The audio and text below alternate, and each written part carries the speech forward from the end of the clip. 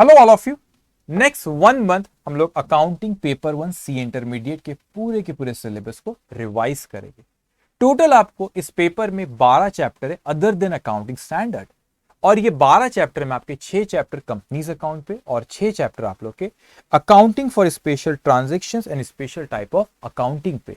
तो मैं पहले रिवीजन में पहले मैं कंपनीज अकाउंट शुरू कर रहा हूं, और जो 6 चैप्टर कंपनीज अकाउंट पे bonus and right issue, redemption of preferences, redemption of debenture, profit prior to incorporation, company's financial statement and cash flow statement। तो इन रिवीजन लेक्चर्स में सबसे पहले हम लोग कंपनीज अकाउंट से शुरू करेंगे, और इसी सीक्वेंस में जो आपको वीडियोस आते जाएंगे इसी सीक्वेंस में आएंगे जो चैप्टर्स आपको स्क्रीन पे दिख रहे हैं। उसके बाद फिर मैं स्पेशल टाइप ऑफ अकाउंटिंग जो चैप्टर है, insurance claim, accounting from incomplete records, hire purchase and instalment sale transaction, department accounts, branch account and investment account, फिर ये चैप्टर्स हम कवर करेंगे। और इसके बाद सारे के सारे अकाउंटिंग स्टैंडर्ड भी हम लोग कवर करेंगे। अकाउंटिंग स्टैंडर्ड इंक्लूडिंग आपका जो इंट्रोडक्शन है वो, फिर फ्रेमवर्क, फिर आपके सिलेबस में एस 1, 2, 3, 10, 11, 12, 13 एंड 16 जो कि ग्रुप 1 अकाउंटिंग में है। आपको थोड़े बहुत चेंजेस आए आप लोग एप्लीकेबिलिटी ऑफ अकाउंटिंग स्टैंडर्ड पे, लेकिन जो भी रिसेंट बैच हुई है मेरी उनको घबराने की जरूरत नहीं। उसमें ऑलरेडी जो आपका लेटेस्ट वाले थे एप्लीकेबिलिटी वही कवर करो। लेकिन कोई जो ऐसे स्टूडेंट है जो पुराने स्टूडेंट और वो लेक्चर्स देख रहे, तो आप एप्लीकेबिलिटी में मैं डिस्कस करूंगा जो भी चीज चेंजेस, जैसे शेड्यूल 3 में भी थोड़ा बहुत चेंजेस है कंपनीज फाइनेंशियल स्टेटमेंट पे, वो भी मैं यहाँ पे डिस्कस, जब वो चैप्टर आएंगे जब हम उसको डिस्कस करेंगे। तो जो लेक्चर्स आपको आएंगे इसी सीक्वेंस में आने वाले, और हम लोग पहले कंपनीज अकाउंट करेंगे रिवीजन के लिए। रेगुलर बैच में मैं इंश्योरेंस क्लेम से जनरली शुरू करता हूं, लेकिन रिवीजन के लिए हम पहले कंपनीज अकाउंट पूरा कवर करेंगे, उसके बाद स्पेशल टाइप ऑफ ट्रांजैक्शन पे जाएंगे एंड देन अकाउंटिंग स्टैंडर्ड। तो नेक्स्ट 1 मंथ में, 1 महीने के अंदर हम पूरा का पूरा सिलेबस रिवाइज करेंगे, और आपके नोट्स इस तरीके से बनाए गए ताकि उस नोट्स में हर चैप्टर में चीज ध्यान रखा गया कि पहले हम उसके कंसेप्ट के बारे में बात करेंगे, लगभग सारे कंसेप्ट हम लोग कवर करेंगे, और उसके बाद आप लोग को मास्टर सम्स दिए हुए वो भी हम लोग यहाँ पे क्लास में डिस्कस करेंगे। और मास्टर सम इस तरीके से मैंने चूज किया ताकि हर तरह के जो ट्रांजेक्शन उस चैप्टर में एडजस्टमेंट जो चैप्टर में वो सारे के सारे एडजस्टमेंट वहां पे कवर हो जाए। और हम लोग इस एग्जामिनेशन पॉइंट ऑफ व्यू से नोट्स तैयार करेंगे कि एग्जाम में किस तरह के क्वेश्चन आते वैसे कवर करें, किस तरह के एडजस्टमेंट आते वो वाले क्वेश्चन कवर करें, और उसके अलावा अगर कोई ऐसा लगा कि एडजस्टमेंट छूट रहा है वो क्वेश्चंस में, तो वो भी कवर करें ताकि वो चैप्टर के सारे एडजस्टमेंट हम लोग वहां पे डिस्कस कर ले, और एग्जामिनेशन पॉइंट ऑफ व्यू से कौन से क्वेश्चन इंपॉर्टेंट है और एग्जाम के पहले आप उसको देख के जाएंगे तो आपको वो पूरा का पूरा चैप्टर में जो एडजस्टमेंट है वो उन क्वेश्चंस में कवर हो जाए। सो सबसे पहले हम लोग शुरू करेंगे कंपनीज अकाउंट से, और कंपनीज अकाउंट में आपका पहला चैप्टर है बोनस एंड राइट इशू। तो वहां से शुरू करते हैं हम लोग, और ये पीडीएफ आपको आप लोग डाउनलोड कर सकते। आप लोग हर चीज को मेरी बहुत ध्यान से सुनते जाएंगे। नेक्स्ट 1 मंथ बहुत इंपॉर्टेंट, सारी चीजें हम लोग यहाँ पे कवर करेंगे, कोई भी चीज छोड़ेंगे नहीं। तो आज हम लोग सबसे पहले शुरू करें कंपनीज अकाउंट का जो पहला चैप्टर हमारा bonus and right issue. So bonus and right issue chapter number 1। सबसे पहले बोनस एंड राइट इशू होता क्या, जैसे कि आपको इस चैप्टर का नाम दिख रहा है, वहां पर आप देख सकते हैं कि यहां पे इस चैप्टर में बोनस और राइट इशू दो चीज के बारे में वो बात कर रहा है। तो इस चैप्टर में दो चीज कवर है, एक तो बोनस और दूसरा राइट इशू। तो पहले हम लोग बात करने जा रहे हैं बोनस इशू की, पहले बात करेंगे और उसके बाद फिर राइट इशू पे डिस्कशन होगा। What do mean bye bonus? Bonus का मतलब यहां पे होता है कि जो कंपनी रहती है वो अपने एग्जिस्टिंग शेयर होल्डर्स को फ्री ऑफ कॉस्ट शेयर्स देती है। तो ये कंपनी हमारी, सपोज इस कंपनी का नाम है एबीसी लिमिटेड, इस कंपनी का नाम है एबीसी लिमिटेड, और ये अपने एग्जिस्टिंग शेयर होल्डर्स को फ्री ऑफ कॉस्ट शेयर्स दे रही। तो ये इसके एग्जिस्टिंग शेयर होल्डर्स है, इनको ये शेयर्स फ्री ऑफ कॉस्ट देती है। अकाउंटिंग एंट्री पे मैं 2 मिनट में आता हूं, लेकिन यहां पे कुछ कंडीशन है वो इन्हें फुलफिल करना पड़ेगा बोनस शेयर्स इशू करने के पहले। कौन सी कंडीशन होंगी? पहले it should be authorized bye association, article of association. तो बोनस शेयर्स जब भी इशू करे कंपनी तो फ्री ऑफ कॉस्ट अपने एग्जिस्टिंग शेयर होल्डर को बोनस शेयर्स वो दे रही है। वैसे अगर देखा जाए, मैं अभी आगे और एक्सप्लेन करूंगा, लेकिन देखा जाए तो शेयर होल्डर्स फंड में कोई फर्क नहीं पड़ता बोनस शेयर्स इशू करने से। क्योंकि बोनस शेयर्स हम इश्यू करते, उसके अकाउंटिंग एंट्री पे आएंगे जब डिस्कशन होगा। बोनस शेयर्स जब हम इश्यू करते, पहले बात करते अगर कोई नॉर्मल शेयर्स इश्यू करे, क्या एंट्री पास करते हम लोग? कैश और bank account debited to share capital account. तो कैश और बैंक तो यहां पे आएगा नहीं, क्यों? क्योंकि आप बोनस शेयर्स दे रहे हो, फ्री ऑफ कॉस्ट शेयर्स दे रहे हो, तो शेयर कैपिटल आएगा क्योंकि शेयर्स आपके बढ़ रहे। लेकिन आपके डेबिट में आप बैंक अकाउंट डेबिट नहीं कर सकते क्योंकि पैसा आ ही नहीं रहा है। तो क्या चीज आ रही है? हमको तो एडजस्ट करना पड़ेगा। फ्री ऑफ कॉस्ट हमारे एग्जिस्टिंग शेयर होल्डर्स को हम शेयर्स दे रहे, तो फ्री ऑफ कॉस्ट जब एग्जिस्टिंग शेयर होल्डर्स को शेयर्स दे रहे, तो क्या डेबिट करेंगे? तो हम लोग रिजर्व एंड सरप्लस को डेबिट करते। तो रिजर्व एंड सरप्लस भी शेयर होल्डर्स फंड का एक पार्ट है और शेयर कैपिटल भी। तो इसको कैपिटलाइजेशन ऑफ प्रॉफिट के नाम से भी बुलाते बोनस शेयर्स जब इश्यू करती है कंपनी। क्यों? क्योंकि आप रिजर्व एंड सरप्लस को कम कर रहे हो, पैसा तो नहीं आ रहा लेकिन आप शेयर्स इश्यू करें, तो किसको डेबिट करेंगे? तो आपके पास जो रिजर्व है उन रिजर्व्स को आप कम करते हो और उसके बदले में रिजर्व्स को कम करते हो, रिजर्व्स के क्रेडिट बैलेंस होते तो हम उसको क्या करते? डेबिट। तो रिजर्व को डेबिट करते हो मतलब रिजर्व एंड सरप्लस को कम करते हो और उसके बदले में शेयर कैपिटल को बढ़ाते हो। तो share holders fund, reserve and surplus, share capital दोनों शेयर होल्डर्स फंड में आता है। तो आप रिजर्व एंड सरप्लस को कम कर रहे हो और शेयर कैपिटल को बढ़ा रहे हो। तो कैपिटलाइजेशन ऑफ प्रॉफिट के नाम से भी इसको बुलाते हैं क्योंकि आप प्रॉफिट को कम कर रहे हो और अपना कैपिटल वाला पार्ट बढ़ा रहे हो। लेकिन कुछ कंडीशन से कोई कंपनी बोनस शेयर्स इश्यू करती। First, it should be authorised by article of association और ऑथोराइज इन जनरल मीटिंग। ये जनरल मीटिंग में ऑथोराइज होना चाहिए कि बोनस शेयर्स आप इश्यू कर रहे हो। और वो कंपनी ने not defaulted in payment, company ने डिफॉल्ट नहीं करना चाहिए पेमेंट में। किस चीज की पेमेंट में? इंटरेस्ट का अमाउंट हो गया या प्रिंसिपल का अमाउंट हो गया, principle of death, स्टेटरी payment of employees, like employees के प्रोविडेंट फंड है, ग्रेच्युटी है ना, और आपका पेंशन फंड, कोई भी चीज आपके एम्प्लॉइज को इसमें डिफॉल्ट नहीं करनी चाहिए। या कोई डेप्थ है तो उसकी प्रिंसिपल अमाउंट और इंटरेस्ट अमाउंट देने में डिफॉल्ट नहीं करना चाहिए। और पार्टली पेड अप शेयर्स अगर है तो उसको फुल्ली पेड अप करना पड़ता है। पार्टली पेड अप शेयर्स को सेक्शन 63 जो डील करता है बोनस शेयर से, वो कहता है आपको कि आप पार्टली पेड अप शेयर्स उसको बोनस शेयर्स नहीं देते, तो उसको पहले फुल्ली पेड अप करना पड़ेगा, उसके बाद ही आप उसको बोनस शेयर्स दे सकते हैं। हम लोग स्टेप बाय स्टेप चलेंगे, इसकी अकाउंटिंग पे भी अभी डिस्कस हम करेंगे। तो एक होता है कि दो पार्टी जब कंपनी को ये बोनस शेयर्स इशू करे, दो पार्टी, ऑब्वियसली हर ट्रांजैक्शन की तरह यहां पे भी दो पार्टीज इन्वॉल्व है। एक वो कंपनी जो बोनस शेयर्स इशू कर रही है। तो accounting from companies point of view अपने को इस चैप्टर में पढ़ना है, जो कंपनी बोनस शेयर्स इश्यू कर रही है, ना ही तो वो इन्वेस्टर जिसको ये बोनस शेयर्स इश्यू कर रही है। तो जो शेयर होल्डर्स है उनको ये बोनस शेयर, उसके पॉइंट ऑफ व्यू से यहां डिस्कस नहीं करेंगे। क्यों? क्योंकि जो इन्वेस्टर है ये शेयर होल्डर्स है, ये शेयर होल्डर्स है, ये बोनस शेयर्स फ्री में दे रहे, तो एक कंपनी के पॉइंट ऑफ व्यू से हमें इस चैप्टर में पढ़ना है। जो बोनस शेयर्स आप दे रहे हो इन शेयर होल्डर्स को, तो इन्हें भी तो इन्हें बोनस शेयर्स मिले, इनकी बुक्स में कैसी अकाउंट होंगी, वो इन्वेस्टमेंट चैप्टर में कवर होता है कि ये शेयर होल्डर जिनको ये बोनस शेयर्स मिल रहे हैं फ्री ऑफ कॉस्ट, इनकी बुक्स में किस तरीके से अकाउंटिंग होंगी, वो इन्वेस्टमेंट चैप्टर में कवर होता है। लेकिन जो कंपनी इश्यू कर रही है बोनस शेयर, उसकी बुक्स में कैसे अकाउंटिंग होंगी, वो हम इस चैप्टर में कवर करेंगे। तो हम लोग ये बात करेंगे कि कंपनी अपनी बुक में कैसी अकाउंटिंग करेंगे जो बोनस शेयर्स इश्यू कर रही है। तो दो चीजें मेन है आपका यहाँ पे कि सेक्शन 63 आपका एक issue off fully paid up bonus shares, जिसको डील करती है सेक्शन 63 ऑफ कंपनीज एक्ट। तो इसे कौन डील करता है? कंपनीज एक्ट का सेक्शन 63 इसे डील करता है। और जो एक राइट साइड में जो आपको पार्ट दिख रहा है, इस पे मैं 2 मिनट बाद आता हूं। तो पहले मैं ये डिस्कस करो, मेरी बात को बहुत ध्यान से सुनना, ये वाला पोर्शन, फिर मैं इस पे आता हूं। अकाउंटिंग एंट्रीज अपन दोनों की डिस्कस करेंगे। अब खुद हमको थोड़ा सा कॉमन सेंस लगाना है कि भाई यहाँ पे जब कोई कंपनी बोनस शेयर्स इशू कर रही है, तो आप नॉर्मल, अगर मैं क्योंकि नॉर्मल में कंपनी अगर कोई शेयर्स इशू करती है तो मैं क्या एंट्री पास करूंगा? मैं एंट्री पास करूंगा कैश और bank account debit to share capital account. लेकिन इस केस में मैं कैश और बैंक को डेबिट नहीं कर सकता, क्योंकि मैं तो फ्री ऑफ कॉस्ट दे रहा हूं, फ्री ऑफ कॉस्ट दे रहा हूं, तो मेरे पास तो पैसा ही नहीं आएगा। तो मैं टू शेयर कैपिटल करूंगा, लेकिन मैं डेबिट किसको करूंगा? डेबिट किसको करूंगा? क्योंकि मेरे पास तो कोई पैसा नहीं आ रहा। तो आपके पास जो रिजर्व है, उन रिजर्व को यूटिलाइज करते और उससे हम लोग बोनस शेयर्स इश्यू करते हैं। इसका मतलब जो हम एंट्री पास करेंगे, वो एंट्री का नेट इफेक्ट यही होगा कि reserve and surplus account debited to share capital account. लेकिन मैं कौन से रिजर्व एंड सरप्लस, बहुत तरह के रिजर्व एंड सरप्लस होते हैं, कौन से रिजर्व एंड सरप्लस मैं यहां पे यूटिलाइज कर सकता हूं for the purpose of bonus issue.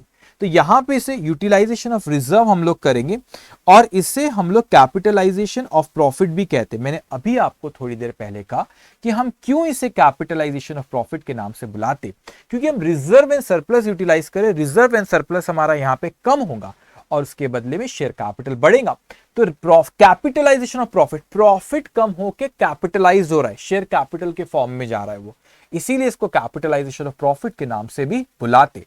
अब ये क्वेश्चन अराइज होता है कि कौन से रिजर्व एंड सरप्लस मैं यहां पे यूटिलाइज कर सकता हूं। तो सबसे पहले एक होता है हमारा सीआरआर।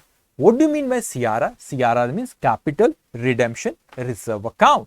तो जब भी हम रिडेम्पशन ऑफ प्रेफरेंस शेयर्स या रिडेम्पशन ऑफ डिबेंचर आप करते तो आप लोग redemption of preference share and buyback of equity share, तो redemption of preference share, buyback of equity share, वो चैप्टर्स में आपको पढ़ाऊंगा मैं, कि आप देखोगे कि सीआरआर क्रिएट होता है। और सबसे रिस्ट्रिक्टेड रिजर्व, जो रिजर्व आपके सामने दिख रहे स्क्रीन पे यहाँ पे, सबसे रिस्ट्रिक्टेड रिजर्व उसमें आप लोगों का कैपिटल रिडेम्पशन रिजर्व, और capital redemption reserve companies act का सेक्शन 69 डील करता है इससे, कंपनीज एक्ट का सेक्शन 69 डील करता है। और वो कहता है यहाँ पे कि आप कैपिटल रिडेम्पशन रिजर्व जो क्रिएट करते हैं हम रिडेम्पशन ऑफ प्रेफरेंस शेयर और बायबैक ऑफ शेयर्स के वक्त, जो ये सीआरआर अकाउंट क्रिएट करते, ये सीआरआर को हम सिर्फ क्यों क्रिएट करते, मैं आपको वो रिडेम्पशन वाले चैप्टर में पढ़ाऊंगा कि क्यों सीआरआर क्रिएट करते, उसका भी कोई लॉजिक है, तो वहां हम डिस्कस करेंगे। लेकिन जो ये सीआरआर अकाउंट क्रिएट हुआ, ये सिर्फ एक ही जगह पे यूटिलाइज हो सकता है, वो है बोनस शेयर। तो आपको नहीं लगता कि आज कंपनी अगर कोई बोनस शेयर्स इशू करे तो ये सीआरआर तो सिर्फ बोनस शेयर्स के लिए ही यूटिलाइज हो रहा है, तो मौका मिला है उसको यूटिलाइज कर लो। तो जब अगर आपको क्वेश्चन में बहुत से रिजर्व दिया और ये नहीं कहा कि ये पर्टिकुलर रिजर्व को पहले यूज करो, तो उस केस में लॉजिकली कॉमन सेंस ये कहता है कि सबसे पहले हमने सीआरआर अकाउंट को, कैपिटल रिडेम्पशन रिजर्व अकाउंट को यूटिलाइज करना चाहिए, क्योंकि वो बहुत रिस्ट्रिक्टेड रिजर्व है, वो एक ही जगह यूटिलाइज हो सकता है और वो जगह है आप लोगों की बोनस शेयर्स के लिए। तो मौका मिला है उसको यूटिलाइज कर लो। तो कैपिटल रिडेम्पशन रिजर्व अकाउंट एक आप बोनस शेयर्स के लिए यूटिलाइज कर सकते हो। दूसरा सिक्योरिटी प्रीमियम अकाउंट, इस चीज को आप बहुत ध्यान से सुनेंगे। सिक्योरिटी प्रीमियम अकाउंट जो है आपका, वो सिक्योरिटी प्रीमियम अकाउंट को भी बोनस शेयर्स के लिए यूटिलाइज कर सकते हैं। कंपनीज एक्ट में जो सेक्शन नंबर 52 है वो डील करता है सिक्योरिटी प्रीमियम अकाउंट से। तो कंपनीज एक्ट में सेक्शन नंबर 52 है, वो डील करता है आपका सिक्योरिटी प्रीमियम अकाउंट से। लेकिन सेबी कहता है आपसे कि ये जो सिक्योरिटी प्रीमियम अकाउंट है वो जो कलेक्टेड इन कैश हुआ, सेबी कहता है कि ये जो आपका security premium amount should be collected in cash. मतलब सेबी की गाइडलाइंस किसको एप्लीकेबल होती है? लिस्टेड कंपनी को। तो लिस्टेड कंपनी को होता है, मतलब वो कहता है कि जो collection in cash, what do you mean bye collection in cash, मैं आपको भी कुछ एंट्रीज यहाँ पे फॉर्म करता हूं, उससे आपको और क्लियर होगा। तो सिक्योरिटीज प्रीमियम अकाउंट वो जो है that can be utilise, section 52 के अगर आप लिस्ट देखोगे कि सिक्योरिटी प्रीमियम अकाउंट कहां यूटिलाइज हो सकता है, उसमें से एक बोनस शेयर्स भी है। तो बोनस शेयर्स के लिए भी सिक्योरिटी प्रीमियम अकाउंट हम यूटिलाइज कर सकते, लेकिन सेबी की गाइडलाइंस है वो 5 जगह सिक्योरिटी प्रीमियम अकाउंट यूज होता है, उसमें से एक बोनस शेयर्स है, सेक्शन 52 जो कहता है। तो उसमें अगर सेबी की गाइडलाइंस है, लेकिन that security premium should be collected in cash, और सेबी किसको एप्लीकेबल है? Listed company. मतलब लिस्टेड कंपनी के लिए ये एडिशनल कंडीशन होगी कि that security premium account can be utilise for the purpose of bonus issue, subject to कि वो आपका security premium should be collected in cash. Now question arise, what do you mean by collected in cash? What do you mean by collected in cash? कि security premium account should be collected in cash, what do you mean by collected in cash? मैं कुछ entries यहाँ पे form करता हूं, आपको you समझ में आ जाएगा उसका मतलब क्या होता है। फॉर एग्जाम्पल मैं कहता हूं कि मैं यहाँ पे अपन 2 एंट्रीज लेते, ठीक है। मैंने यहाँ पे कहा कि मैंने अगर कोई शेयर्स इश्यू करा, एग्जाम्पल 10 रुपए का शेयर मार्केट में, मैंने उसको 12 रुपए में इश्यू करा, क्या एंट्री पास करूंगा? मैं तो कहूंगा पैसा आया बैंक अकाउंट डेबिट, पैसा आया bank account debit 12 rupees to share capital account. Share capital में आपको पता है फेस वैल्यू ही जाती है, और face value share suppose, face value of share suppose यहाँ पे 10 रुपीज है, तो मैंने कहा बैंक अकाउंट डेबिट 12 रुपए, टू शेयर कैपिटल मैंने कहा यहाँ पे 10 रुपए, और to security premium, to security premium account, premium का अमाउंट सिक्योरिटी प्रीमियम अकाउंट में जाता है और वो कितना है, 2 रुपए। अब मैंने कहा कि 10 रुपए का शेयर था, 12 में इश्यू किया, 12 रुपए हमको शेयर होल्डर से मिले, 10 रुपए शेयर कैपिटल, 2 रुपए सिक्योरिटी प्रीमियम। अब मैं फर्क समझना, ये जो एंट्री पास कर, अब जो करने जा रहा हूं, मैंने कहा कि मैंने फर्नीचर लिया सपोज 12, एग्जाम्पल है, अमाउंट पे मत जाना कि 12 रुपए का कौन सा फर्नीचर है, एग्जाम्पल, फर्नीचर अकाउंट डेबिट 12, उसके बदले में मैंने यहां पे शेयर्स दिया जिसकी फेस वैल्यू है यहां पे 10 रुपए और सिक्योरिटी प्रीमियम अकाउंट आपका 2 रुपए, प्रीमियम 2 रुपए। अब आप खुद बताइए कि यहां पर मैंने जब शेयर्स इशू किया 10 रुपए का 12 में किया, लेकिन इसके बदले में मुझे यहां पे पैसा नहीं आया, पहले वाले केस में पैसा है, दूसरे वाले केस में मुझे फर्नीचर आया। तो ये जो सिक्योरिटी प्रीमियम है ये कलेक्टेड इन कैश नहीं है, ये कलेक्टेड इन कैश नहीं है। क्यों? क्योंकि सिक्योरिटी प्रीमियम के बदले में आपको फर्नीचर आया था, कैश नहीं आई थी। तो ये सिक्योरिटी प्रीमियम जो है आप बोनस शेयर्स के लिए यूटिलाइज नहीं कर सकते इन केस ऑफ लिस्टेड कंपनी। मगर यहां पे ये सिक्योरिटी पे, ये भी सिक्योरिटी प्रीमियम अकाउंट में क्रेडिट हुआ, यहां ये सिक्योरिटी प्रीमियम, यहां पे सिक्योरिटी प्रीमियम अकाउंट 2 से क्रेडिट हुआ, और यहां पर भी सिक्योरिटी प्रीमियम अकाउंट आपको 2 से क्रेडिट हुआ है। मतलब दोनों ही एंट्री में सिक्योरिटी प्रीमियम अकाउंट 2 से क्रेडिट हुआ, लेकिन डिफरेंस क्या आप लोगों की, पहली एंट्री में आपको पैसा आया सिक्योरिटी प्रीमियम के बदले में, और दूसरी एंट्री में आपको एक फर्नीचर आया। तो आप ये वाला सिक्योरिटी प्रीमियम आप बोनस शेयर्स के लिए यूटिलाइज नहीं कर सकते। मतलब ये जो 2 रुपीज है इसको आप यूटिलाइज कर सकते हो, और ये वाले सिक्योरिटी प्रीमियम को आप यूटिलाइज नहीं कर सकते, क्योंकि वो नेक्स्ट सेकंड वाला जो है उसके बदले में अपने को कैश नहीं है। तो this security premium can be utilise for the purpose of bonus issue, but that security premium should be collected in cash in case of listed company, because SEBI की गाइडलाइंस। ओके, अनलिस्टेड को चलता है। Okay उसके बाद third आपका free reserve. What do you mean by free reserve? Free reserve का मतलब वो होता है कि जो डिविडेंड के यूटिलाइजेशन आप उसका डिविडेंड उससे दे सकते हो, तो वो फ्री रिजर्व उससे कहते हैं। तो example general reserve, profit and loss account, ये फ्री रिजर्व है। तो ये स्क्रीन पे आपके रिजर्व दिख रहे, capital redemption reserve, security premium and free reserve, example general reserve and profit and loss account balance, this can be utilised for the purpose of bonus issue. Remember, अगर आपको question में उसने बोला कि कौन सा यूटिलाइज आपको पहले करना है तो आप वही करोगे, मगर आपको कुछ नहीं बोला तो कॉमन सेंस ये कहता है कि सबसे पहले लॉजिकली सबसे पहले सीआरआर करना चाहिए, क्योंकि सीआरआर सबसे रिस्ट्रिक्टेड है, जिसको डील करता है सेक्शन 69 ऑफ कंपनीज एक्ट, और वो सेक्शन 69 है, वहां पर वो क्रिएट होता है। कैसे होता है अपन बात करेंगे रिडेम्पशन वाले चैप्टर में, लेकिन वो एक ही जगह यूटिलाइज होता है और वो है बोनस इशू। तो आप सिक्योरिटी जो सीआरआर है उसको हम बोनस इशू में हमको मौका मिला, हम उसको यूटिलाइज कर लेंगे।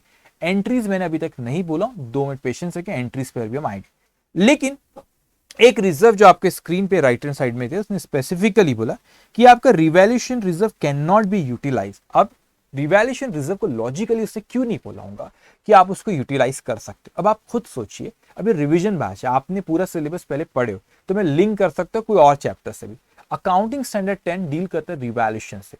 तो कोई आपने फिक्स्ड एसेट को रिवैल्यू करे होंगे, तो क्या एंट्री पास होंगी? PP account debit to revaluation surplus. तो पीपी को डेबिट करे, आपका एसेट साइड पीपी बढ़ गया, प्रॉपर्टी प्लांट एंड इक्विपमेंट, और रिवैल्यूएशन रिजर्व आपका लायबिलिटी साइड में रिजर्व एंड सरप्लस में आ गया। तो आपने एसेट साइड बढ़ा दिए, अपवर्ड रिवैल्यूएशन में एसेट साइड बढ़ा दी, और आपने रिजर्व एंड सरप्लस यहां पे बढ़ा दी।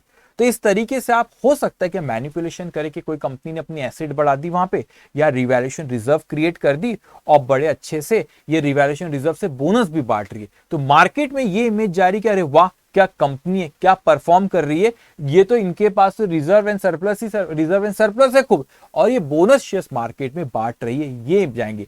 इनफैक्ट वो तो वहां पे अपनी एसेट बढ़ा रहे पीपी की, या लायबिलिटी साइड में रिजर्व एंड सरप्लस में रिवैल्यूएशन रिजर्व क्रिएट करे, और रिवैल्यूएशन रिजर्व क्रिएट हो गया तो उससे बोनस शेयर्स मार्केट में डिस्ट्रीब्यूट करे। अब आप इसको समझो लॉजिक को। मैंने पहले एंट्री पास किया, जब रिवैल्यू किया कोई पीपी को, तो मैंने एंट्री पास किया property plant and equipment account debited to revaluation reserve account. मेरे एसेट साइड में पीपी बढ़ गया और रिवैल्यूएशन रिजर्व मेरा रिजर्व एंड सरप्लस में बढ़ गया। अब ये रिवैल्यूएशन रिजर्व को अगर परमिशन रहती कि मैं बोनस शेयर्स इश्यू करूं, तो मैं एंट्री पास करता revaluation reserve account debited to share capital. तो यहां पे रिवैल्यूएशन रिजर्व को कैंसिल किया और ऊपर में शेयर कैपिटल बढ़ा दिया। तो ये तो बड़ा अच्छा चल रहा है भाई, यहाँ एसेट भी बढ़ा रहे हो, शेयर कैपिटल भी बढ़ा रहे हो, मार्केट में इमेज जारी के बोनस शेयर्स बांट रहे, तो वैसा अलाउ नहीं है। So we can not utilise revaluation reserve for the purpose of bonus issue, ये चीज आप ख्याल रखेंगे। तो मैंने ये वाला पार्ट अभी बात किया आपसे, ये सेक्शन 63 कंपनीज एक्ट का इससे डील करता है। ये वाला जो पार्ट है आपका टेबल एफ है, मैं उस पर आता हूं थोड़ी देर में, पहले हम ये डिस्कस करें। तो इसकी अकाउंटिंग एंट्री किस तरीके से करी जाती है। अकाउंटिंग एंट्री सिंपल सी बात है कि रिजर्व्स को आप कम कर रहे हो, तो जब आप एंट्री पास करोगे तो आप क्या करेंगे, यहाँ पे कैपिटल रिडेम्पशन, रिजर्व्स के क्रेडिट बैलेंस होते हैं, तो जब आप उसको यूटिलाइज करें तो रिजर्व्स को क्या करना पड़ेगा हमको, कम। तो capital redemption, reserve account debit, security premium account debit, general reserve account debit, profit and loss account debit. मैं फिर से कह रहा हूं, अगर क्वेश्चन साइलेंट रहा तो समझदारी इसमें सबसे पहले आप कैपिटल रिडेम्पशन रिजर्व को यूटिलाइज करना, फिर सिक्योरिटी प्रीमियम करना। क्यों सिक्योरिटी प्रीमियम, क्योंकि सिक्योरिटी प्रीमियम भी 5 जगह यूटिलाइज होता है सेक्शन 52 के हिसाब से, तब उसमें से एक बोनस शेयर आज मौका मिला उसको कर लो। तो सबसे पहले आप कैपिटल रिडेम्पशन रिजर्व को यूटिलाइज करो, उसके बाद हम यूटिलाइज करेंगे आपका सिक्योरिटी प्रीमियम, और उसके बाद फिर फ्री रिजर्व को यूटिलाइज करना चाहिए। तो मैंने एंट्री पास किया reserves account debit to bonus to share, तो आपने बोनस टू शेयर होल्डर को क्रेडिट करके लायबिलिटी क्रिएट करे कि हमें शेयर होल्डर को कुछ देना है, इंक्रीज इन लायबिलिटी क्रेडिट। अब फिर हम उनको शेयर्स देंगे तो हम वो लायबिलिटी को कैंसिल करें तो decrease in liability debit, so entry will be bonus to share holder account debit to share capital. तो ये अगर देखा जाए तो मैंने बोनस टू शेयर होल्डर को यहाँ क्रेडिट किया और बोनस टू शेयर होल्डर को फिर यहाँ पे डेबिट किया। तो यहाँ पे जब ये एंट्री पास हुई तो नेट इफेक्ट तो ये हुआ reserve account debited to share capital account. ये एंट्रीज हम बोनस शेयर्स की पास करते हैं। लेकिन इसके अलावा जो एंट्रीज वहां पे आ सकती, जब हम अभी क्वेश्चन हम देखेंगे तो जो एंट्रीज यहाँ पर आ सकती है बोनस शेयर्स की, वो हो सकता है कि पार्टली पेड अप शेयर्स के लिए हम बोनस शेयर्स इश्यू नहीं कर सकते, तो सेक्शन 63 के हिसाब से। तो अगर हमको पार्टली पेड अप शेयर्स दिखते तो क्वेश्चन में जरूर कहेगा कि उसको पहले फुल्ली पेड अप करो। पहले क्या करो, उसको फुल्ली पेड अप करो, फुल्ली पेड अप करे बाद ही अब उसको शेयर्स बोनस शेयर दे सकते। तो इसके दो एंट्री के अलावा कोई क्वेश्चन में हम दे सकते हैं कि पार्टली पेड अप है तो उसका फाइनल कॉल की ड्यू की एंट्री पास होगी और फाइनल कॉल का अमाउंट आएगा, फिर वो फुल्ली पेड अप शेयर्स होते हैं और फुल्ली पेड अप हुए बाद फिर हम उनको बोनस शेयर्स इश्यू करते हैं। तो ये रहा डिस्कशन हमारा बोनस शेयर्स का रिलेटेड टू सेक्शन 63। लेकिन एक और तरीका है यहां पे ओके हाँ, अब मैं यहां पे आता हूं जो कि आपको ये वाला जो पार्ट है आपका टेबल एफ क्या कहता है, कंपनीज एक्ट का टेबल एफ वो कहता है कि conversion of partly paid up shares into fully paid up shares. अब ये क्या चीज है, ऐसा हो सकता है कि कोई शेयर्स आप यहां पे कोई फुल्ली पेड शेयर्स इशू नहीं करे, तो ये किस तरह का बोनस हुआ, सेकंड केस जो मैं कह रहा हूं, ये किस तरह का शेयर, ये किस तरह का बोनस हुआ कि इसमें मैं एक्चुअल में फुल्ली पेड अप कोई शेयर्स नहीं दे रहा हूं, लेकिन कोई शेयर होल्डर से जो हमारे कंपनी के जो शेयर्स हमने मार्केट में इश्यू कर रखे वो पार्टली पेड अप है। सपोज 10 रुपए का शेयर है और 8 रुपए पेड अप है, तो आप कहोगे सर 10 में से 8 ही तो पेड अप है।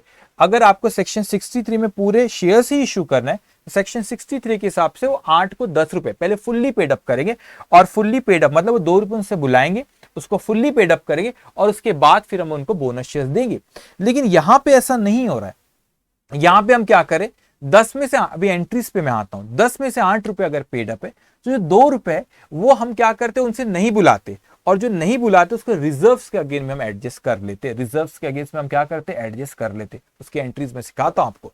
तो एंट्रीज हमने कहा कि सर 10 में से 8 पेड अप है तो 2 रुपए नहीं बुला रहे, वो 2 रुपए उसको फुल्ली पेड अप हम 10 रुपए का कर ले, लेकिन वो जो 2 रुपए वो मैं किस में एडजस्ट कर लेंगे, वो 2 रुपए हम रिजर्व में एडजस्ट कर लेंगे। लेकिन मैंने सेक्शन 63 में अभी देखा I can utilise CRR, I can utilise security premium and free reserve. लेकिन जब टेबल एफ में आप कोई पार्टली पेड अप शेयर्स को फुल्ली पेड अप करो और फुल्ली पेड अप जब कर रहे हो तो वो जो अनपेड अप अमाउंट है वो उनसे बुला नहीं रहे, वो हम रिजर्व में मतलब reserve account debit to share capital 2 रुपए करेंगे, तो रिजर्व 2 रुपए से कम हो जाएगा और शेयर कैपिटल 2 रुपए से मेरा बढ़ जाएगा। तो क्या चीज है यहाँ पे, रिजर्व मेरा 2 रुपए से कम हुआ और क्या मेरा कैपिटल 2 रुपए से बढ़ गया। तो वो कैपिटल जो फुल्ली पेड अप हो गया, जो पहले 8 का तो 10 रुपए का हो गया। लेकिन आप कौन से रिजर्व्स को इस केस में जो पार्टली पेड अप शेयर्स को आप फुल्ली पेड अप कर रहे हो और जो फुल्ली पेड अप करते वक्त जो अमाउंट अनपेड अप अमाउंट था वो अमाउंट हम उनसे नहीं बुला रहे, उसको हम एडजस्ट करें रिजर्व्स के अगेंस्ट में। लेकिन क्या हम सेक्शन 63 की तरह यहां पर भी हम वही रिजर्व्स को यूटिलाइज कर सकते? The answer is no. यहां पे ओनली फ्री रिजर्व यहां पे हम लोग सिर्फ फ्री रिजर्व्स यूटिलाइज कर सकते हैं। Free reserve and profit can be utilise, वही मतलब सीआरआर और सिक्योरिटी प्रीमियम इस केस में यूटिलाइज नहीं हो सकता। सिर्फ फ्री रिजर्व ही, मतलब जनरल रिजर्व पीएनएल अकाउंट का बैलेंस यहाँ पे यूटिलाइज हो सकता है, मगर आपका सीआरआर और सिक्योरिटी प्रीमियम का बैलेंस यहाँ पे यूटिलाइज नहीं हो सकता। वो जब आप पूरे fully paid up bonus shares आप दे रहे हो, जब भी वहां पे इश्यू होता है। अब ये जब आप कोई पार्टली पेड अप का फुल्ली पेड अप में कन्वर्ट कर रहे हो, तो इनकी जनरल एंट्रीज क्या होंगी? सबसे पहली बात, जब पार्टली पेड अप का फुल्ली पेड अप कन्वर्ट करते हो तो आप क्या एंट्री पास करोगे? तो अब आप पहले ये देखो, मैंने कहा कि मैं रिजर्व्स को डेबिट करूंगा, मगर यहां पे मैंने जनरल रिजर्व और प्रॉफिट एंड लॉस अकाउंट को ही डेबिट किया। मैंने यहां पे कैपिटल रिडेम्पशन रिजर्व या सिक्योरिटी प्रीमियम को डेबिट नहीं किया, क्योंकि वो हम यूटिलाइज नहीं कर सकते। सिर्फ फ्री रिजर्व को यूटिलाइज कर सकते जब पार्टली पेड अप का फुल्ली पेड अप में कर रहे हो। ओके, तो मैंने वहां पे general reserve profit and loss account को डेबिट किया टू, अपने को किसको देना? Bonus to share holder. अब यहां पे देखो हाईलाइट करके रखा, only free reserve and profit can be utilise. आप फ्री रिजर्व ही यूटिलाइज कर पा रहे हो। फ्री रिजर्व जनरल रिजर्व बोले या प्रॉफिट एंड लॉस अकाउंट का बैलेंस, वो ही यूटिलाइज कर सकते हो, आप सीआरआर और सिक्योरिटी प्रीमियम यूटिलाइज नहीं कर सकते। अब मैं ये एंट्री पे वापस आऊंगा, मतलब बोनस टू शेयर होल्डर वाले पॉइंट पे वापस आऊंगा, लेकिन आपने बोनस टू शेयर होल्डर, हमें उसे कुछ देना है शेयर होल्डर्स को, तो हमारे लिए लायबिलिटी, तो increase in liability credit. Now come to share final call account. आप शेयर फाइनल कॉल की क्या एंट्री पास करते हैं? जब ड्यू की एंट्री पास होता है तो share final call account debited to share capital account. तो आप देखेंगे नेक्स्ट एंट्री, सेकंड एंट्री जो यहाँ पे, तो मैंने यहाँ पे एंट्री पास की share final call account debited to share capital account. ये किसकी एंट्री पास किया? मैंने ये बोनस शेयर फाइनल कॉल की ड्यू की एंट्री पास किया। अगर ये पैसा आ जाता ये फाइनल कॉल का, तो मैं यहां पे एंट्री पास करता था bank account debited to share final call account. लेकिन मैं बैंक अकाउंट डेबिट नहीं कर सकता। क्यों बैंक अकाउंट डेबिट नहीं कर सकता? क्यों? क्योंकि मैं यहां पे पार्टली पेड अप को फुल्ली पेड अप करो, पैसा नहीं बुला रहा। तो आपने जो बोनस टू शेयर होल्डर यहां पे लिए थे, वो लायबिलिटी को आपने कैंसिल यहां पे करे, डिक्रीज इन लायबिलिटी, क्योंकि अब आप उनसे वो पैसा नहीं बुला रहे, तो वो आपने क्या कर, इन द फॉर्म ऑफ बोनस हो गया। तो आप यहां पे देखोगे मैंने यहां पे बोनस टू शेयर होल्डर को क्या किया? डेबिट किया। तो मैंने यहां पे बोनस टू शेयर होल्डर को पहले यहां पे क्रेडिट किया और यहां पे डेबिट करके कैंसिल कर दिया। उसी तरह इसको जो मैंने हाईलाइट कर, शेयर फाइनल कॉल को डेबिट करके क्रेडिट करके कैंसिल हो गया। तो नेट इफेक्ट क्या हुआ? Reserves account debit to share capital account. ये नेट एंट्री पास हुई। लेकिन ये पार्टली पेड अप शेयर्स को फुल्ली पेड अप करने के लिए एंट्री हमने पास की। अगर मैं यहां पे एंट्री, यहां पे अगर मैं कहूं, यहां पर एंट्री अगर मैं बोनस टू शेयर, अगर ये पैसा आता फाइनल कॉल पे, तो मैं यहां पे एंट्री पास करता था bank account debit to share final call. लेकिन हम उनसे पैसा बुला ही नहीं रहे, तो आपने जो लायबिलिटी क्रिएट करे थे bonus to share holder account debit, ये जो लायबिलिटी क्रिएट करे थे, उस लायबिलिटी को आपने यहां पे कैंसिल करे। तो यहाँ पे ये लायबिलिटी क्रेडिट, इसको debit, decrease in liability debit तो कैंसिल हुआ, और इस शेयर फाइनल कॉल के यहाँ पे ये डेबिट और यहाँ पे क्रेडिट, इसके बदले में पैसा नहीं आया, उसके बदले में आपने उनको इन द फॉर्म ऑफ बोनस दिए, क्योंकि पैसा उनको नहीं दिए। लेकिन अल्टीमेटली जो फाइनल कॉल पे पैसा आना था वो किस में एडजस्ट हुआ? वो ये फ्री रिजर्व में एडजस्ट हुआ। तो ये होता है कि conversion of partly paid up share into fully paid up share. But from exam, मैं दोनों अब इस पे क्वेश्चन भी, सिंपल क्वेश्चन भी हम देखेंगे इस पे, इन एंट्रीज पे।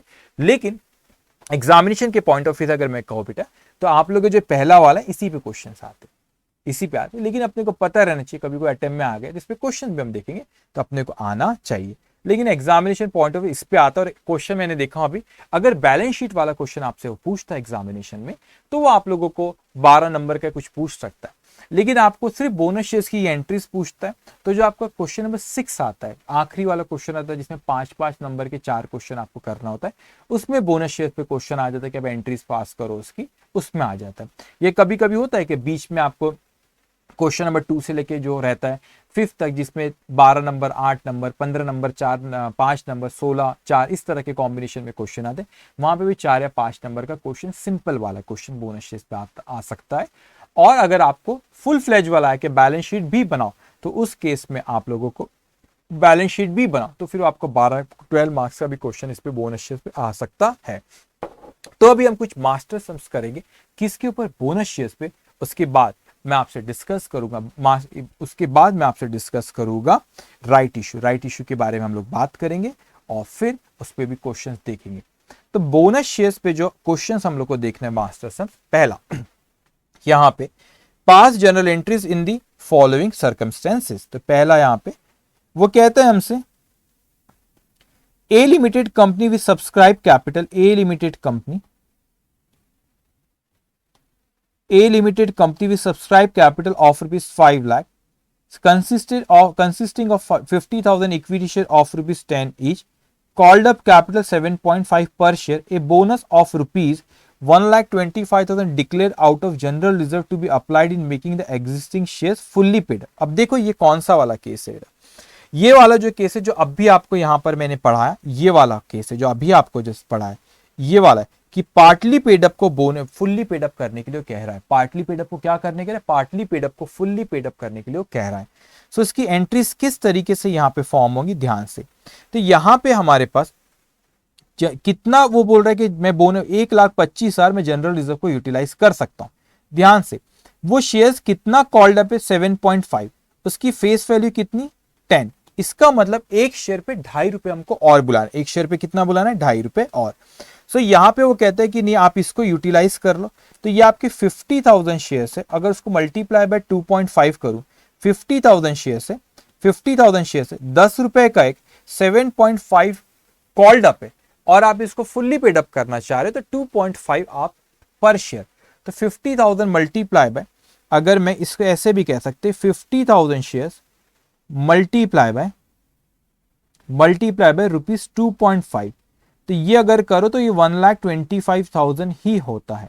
तो पहले तो आप रिजर्व को डेबिट करेंगे, तो यहां पे आप एंट्री में देखेंगे जनरल रिजर्व अकाउंट डेबिट। आप यहां पे एंट्री पे देखेंगे, हमने एंट्री पास करी general reserve account debit 1,25,000 to bonus to share holder account that is 1,25,000। अब फाइनल कॉल ड्यू की एंट्री पास होंगी, तो जब फाइनल कॉल ड्यू की एंट्री पास होंगी तो क्या एंट्री पास करेंगे हम, share final call account debited to share capital account. तो शेयर फाइनल कॉल कितना आपका, ये जो ऊपर मैंने लिखा 50,000 शेयर से और फाइनल कॉल पे एक शेयर पे 2.5 रुपीज बुलाना है। तो 50,000 मल्टीप्लाई बाय 2.5 दैट्स कम 1,25,000। तो शेयर फाइनल कॉल की ड्यू की एंट्री पास करें, share final call account debit to equity share capital account 1,25,000। अब क्या हुआ कि जब ये शेयर फाइनल कॉल से पैसा अगर आ जाता तो मैं एंट्री पास करता था बैंक अकाउंट डेबिट, तो मैं एंट्री पास करता था bank account debit to share capital account. लेकिन यहां पे sorry bank account debit to share final call, मैं एंट्री पास करता bank account debit to share final call, लेकिन पैसा नहीं आएगा, हम in the form of bonus दे रहे। तो आपने जो यहाँ पे बोनस टू शेयर होल्डर को क्रेडिट करे थे, जो बोनस टू शेयर होल्डर को जो आपने यहाँ पे क्रेडिट करे थे, वो बोनस टू शेयर होल्डर को हम क्या करेंगे यहाँ पे डेबिट। वो आपने पहले लायबिलिटी क्रिएट करे थे, अब डिक्रीज इन लायबिलिटी, तो bonus to share holder account debit to share final call account. लेकिन अगर आप यहाँ पे ऑब्जर्व करो, आप अगर यहाँ पे ऑब्जर्व करो तो शेयर फाइनल कॉल को आपने डेबिट करे, शेयर फाइनल कॉल को आपने क्रेडिट करे, तो जो आपने वो account bonus to share holder share final call cancel हो गया। नेट इफेक्ट ये हुआ general reserve account debited to equity share capital. लेकिन एग्जामिनेशन में आपको पूरी एंट्रीज पास करा हो, तो मैं समझाने के लिए कह रहा हूं। ओके, तो ये एंट्री पास हुई हमारी। देखो एग्जामिनेशन पे इस पे क्वेश्चन आया नहीं कभी, लेकिन हो सकता है कि 4 नंबर या 5 नंबर का ऐसा क्वेश्चन एक पूछ ले और एंट्रीज उसमें ये वाली पूछ ले। ओके, अब उसके बाद नेक्स्ट पॉइंट पे यहां पर हम आते हैं। वो क्या कह रहे हैं हमसे, वो कहता है यहां पे कि a limited company having fully paid up share capital of ₹50 lakh consisting of equity share of ₹10 each had general reserve of ₹9 lakh. तो एक कंपनी जिसके जनरल रिजर्व में कितना पैसा रखा हुआ है, जनरल रिजर्व में उसका कितना 9 लाख रुपए। It was resolve to capitalise ₹5 lakh out of general reserve. अब ये तय करा गया कि वो 9 लाख रुपए जो जनरल रिजर्व में रखे उसमें से कैपिटलाइज करो 5 लाख।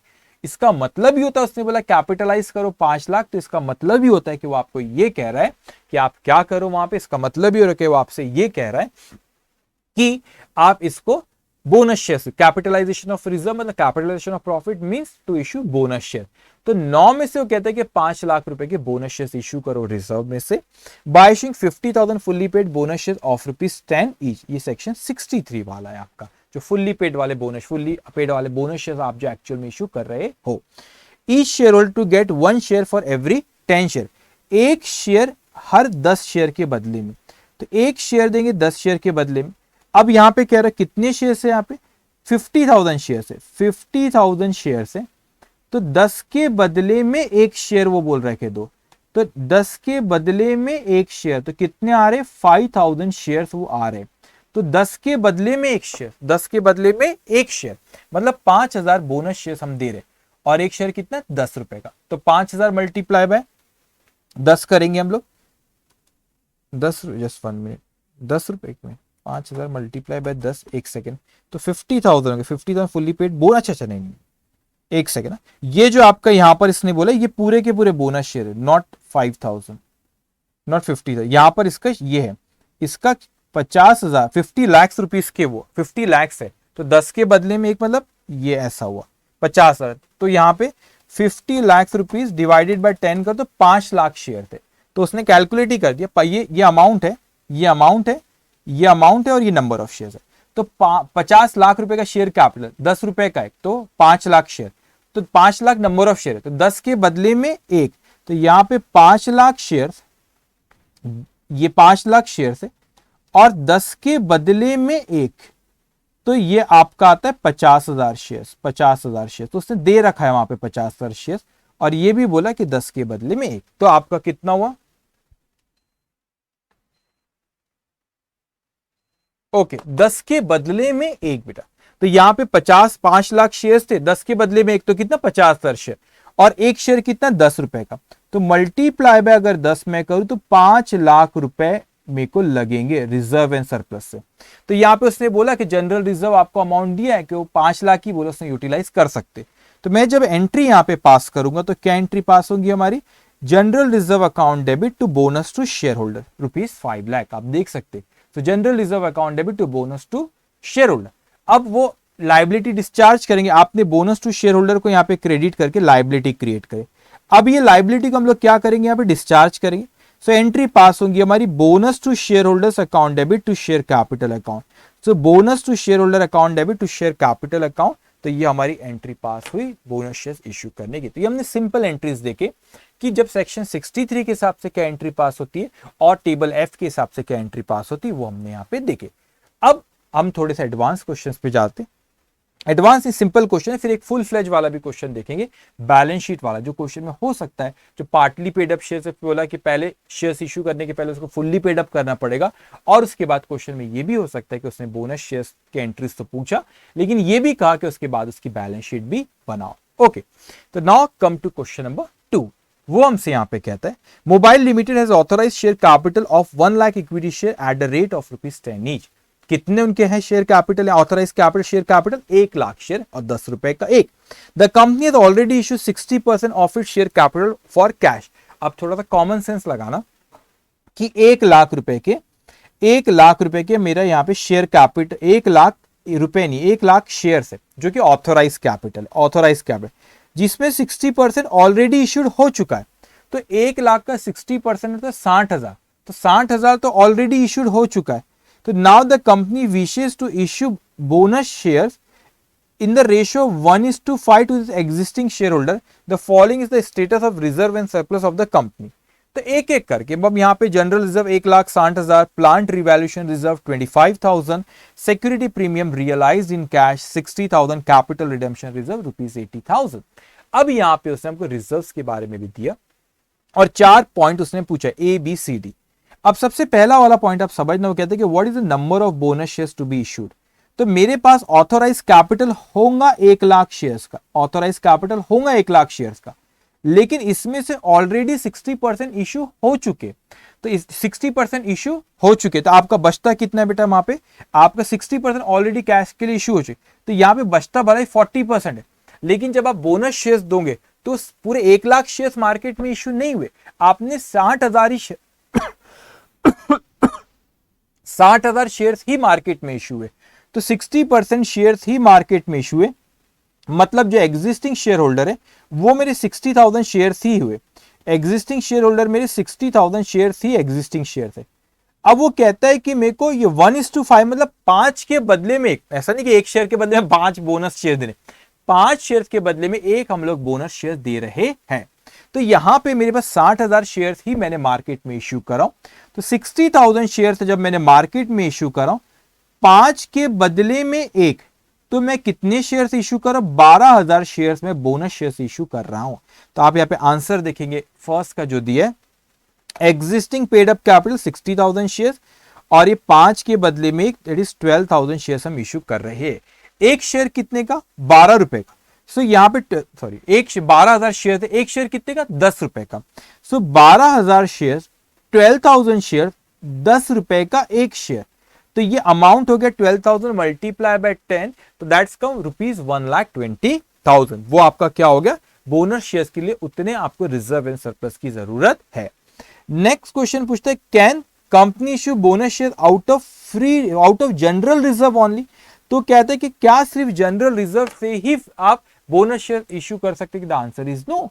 बोनस शेयर्स इनफैक्ट ये ज्यादा अप्रोप्रिएट है कि first utilise you have capital redemption reserve. ये मेरे को 1,20,000 की रिजर्व की जरूरत है, और मैं अगर यहां पे देखूं कैपिटल रिडेम्पशन रिजर्व मेरा 80,000 रुपए और security premium realise in cash 60, so 80,000 plus 60,000 that's come 1,40,000।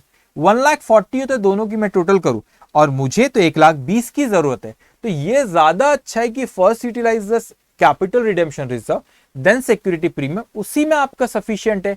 1,40,000 का कैपिटल रिडेम्पशन रिजर्व और सिक्योरिटी प्रीमियम मिला के हो रहा है, और मुझे 1,20,000 की जरूरत है बोनस के लिए, तो सिर्फ 1,20,000 तो इसी से यूटिलाइज करो। और वो कहता है कि नहीं, सिर्फ अगर जनरल रिजर्व ही यूटिलाइज करते, कि नहीं ऐसा नहीं है, आप capital redemption reserve, security premium realise in cash आप उसको यूटिलाइज कर सकते हो। इनफैक्ट वो पहले करना चाहिए, तो इसका आंसर गलत है, वो जो बोल रहा है कि सिर्फ जनरल रिजर्व करो। तो यहां पे आप आंसर देखेंगे, it is usual practice to utilise specific reserve available for specific purpose.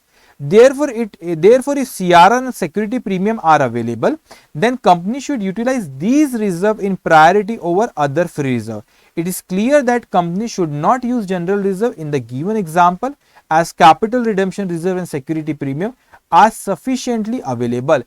What do you mean by sufficiently available here? कि यहां पे मेरे पास कैपिटल रिडेम्पशन रिजर्व और सिक्योरिटी प्रीमियम मिला के होता है 1,40,000, 80 प्लस 60 1,40,000, और मुझे बोनस शेयर्स के लिए कितना यूटिलाइज करना है? मुझे बोनस शेयर्स के लिए यूटिलाइज करना है 1,20,000, तो सफिशिएंटली अवेलेबल। तो first utilise the specific reserve, ये अगर कम जाते तो फिर हम फ्री रिजर्व पे आते, तो इसलिए वो गलत बात है जो कह रहा है।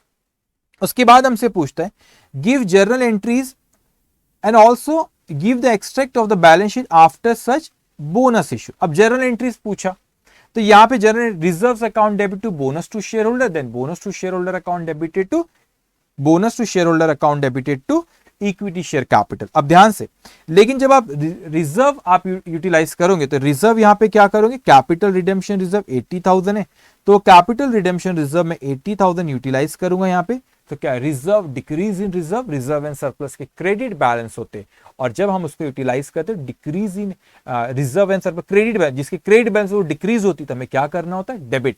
That's why capital redemption reserve account debit 80,000, security premium account 40. Why 40? क्योंकि हमें बोनस शेयर्स के लिए 1,20,000 की जरूरत थी, और 1,20,000 में से सीआरआर ने अगर 80,000 कवर कर लिया, तो सिक्योरिटी प्रीमियम रिमेनिंग 40। तो ये बैलेंसिंग फिगर है, हमको 1,20,000 की जरूरत है, तो 40 हमने सिक्योरिटी प्रीमियम से करे to bonus to share holder account. Now then उसके बाद ये जो आपने बोनस टू शेयर होल्डर को यहाँ पे क्रेडिट करे, लाइबिलिटी क्रिएट करे कि शेयर होल्डर्स को हमें कुछ बोनस देना है, और उसके बाद ये लाइबिलिटी को डिस्चार्ज करे शेयर्स देके, तो डिक्रीज इन लाइबिलिटी डेबिट। तो पहले लाइबिलिटी क्रिएट करे तो क्रेडिट, फिर वो लाइबिलिटी को डिस्चार्ज करे तो डेबिट। सो ये bonus to share holder account debited to equity share capital account, ये एंट्री हम पास करें। लेकिन उसने पूछा एक्सट्रैक्ट भी बताओ कि किस तरीके से ये बैलेंस शीट में रिफ्लेक्ट होगा। उसने ये भी हमसे पूछा कि बैलेंस शीट में किस तरीके से ये रिफ्लेक्ट होगा। अब आप सोचिए कि मेरा शेयर कैपिटल, मैंने तो ऑलरेडी अभी सिर्फ कितने शेयर्स इशू कर रखा था मार्केट में, 60,000, और अभी 12,000 और बोनस शेयर्स दिया, तो टोटल 70 ऑथोराइज कैपिटल 1,00,000 शेयर्स होगा। लेकिन 60,000 उसमें से पहले इशू कर रखा था, और अभी 12,000 रुपए के बोनस शेयर्स मैंने इशू करा, तो टोटल 72,000 के शेयर्स मैंने अभी इशू करा। सो किस तरीके से प्रेजेंट करेंगे देखेंगे आप, शेयर यहां पे शेयर कैपिटल नोट 1, तो नोट 1 में देखो ऑथोराइज कैपिटल कितना आपके 1,00,000 शेयर्स और equity share of ₹10 each, issued subscribe and paid up 72,000 equity share at the rate of ₹10 each. लेकिन ये एज पर शेड्यूल 3, जब आप अदर देन कैश कंसीडरेशन आपको शेयर्स इशू करते, तो आपको स्पेसिफाई करना होता है। तो ये 72,000 जो आपने शेयर्स इशू करे, इसमें से 12,000 शेयर्स ऐसे जो कि आपने बोनस शेयर्स के लिए issue in the form of bonus shares issue करे, तो उसके बदले में आपको कुछ पैसा नहीं है, तो यू हैव टू आपको मेंशन करना पड़ेगा। So out of the above 12,000 shares have been issued as bonus share, it means other than cash consideration। तो ये तो ऑथोराइज कैपिटल ये टोटल में काउंट नहीं होता, और ये आपका 7,20,000 इज योर शेयर कैपिटल तो आप यहां पे देख सकते 7,20,000। अब रिजर्व एंड सरप्लस में प्लांट रिवैल्यूएशन रिजर्व में कोई चेंज नहीं, एज इट इज 25,000 ही रहेगा। सिक्योरिटी प्रीमियम हमारा था 60,000 का, लेकिन 60,000 में से हमने 40,000 को यूटिलाइज कर लिए, तो कितना बचा? 20,000 ही बचा। और हमारा जो कैपिटल रिडेम्पशन रिजर्व था पूरा का पूरा 80,000 का यूटिलाइज कर लिए, तो उसका बैलेंस कुछ भी नहीं। और वहां पे general reserve as it is, जो आपका जनरल रिजर्व 1,60,000 दिया वो एज इट इज है। तो टोटल यहां पर आप करते इसकी, तो रिजर्व एंड सरप्लस की आता है 2,05,000। ये यहां पे इस तरीके से लिख देंगे आप। ये एक्सट्रैक्ट पूछा उसने, अभी मैं बोला बैलेंस शीट टैली, अरे बैलेंस जो इंफॉर्मेशन सिर्फ आपको कि शेयर कैपिटल और रिजर्व एंड सरप्लस के बारे में बोला है, वही इंफॉर्मेशन को यूटिलाइज करके उन दो के बारे में हमको यहाँ पे बताना था। तो इस तरह का क्वेश्चन जो अभी मैंने यहाँ पे देखा आपसे डिस्कस करा, इसमें और एक पॉइंट है, लेकिन ऐसा क्वेश्चन एग्जामिनेशन में आया नहीं।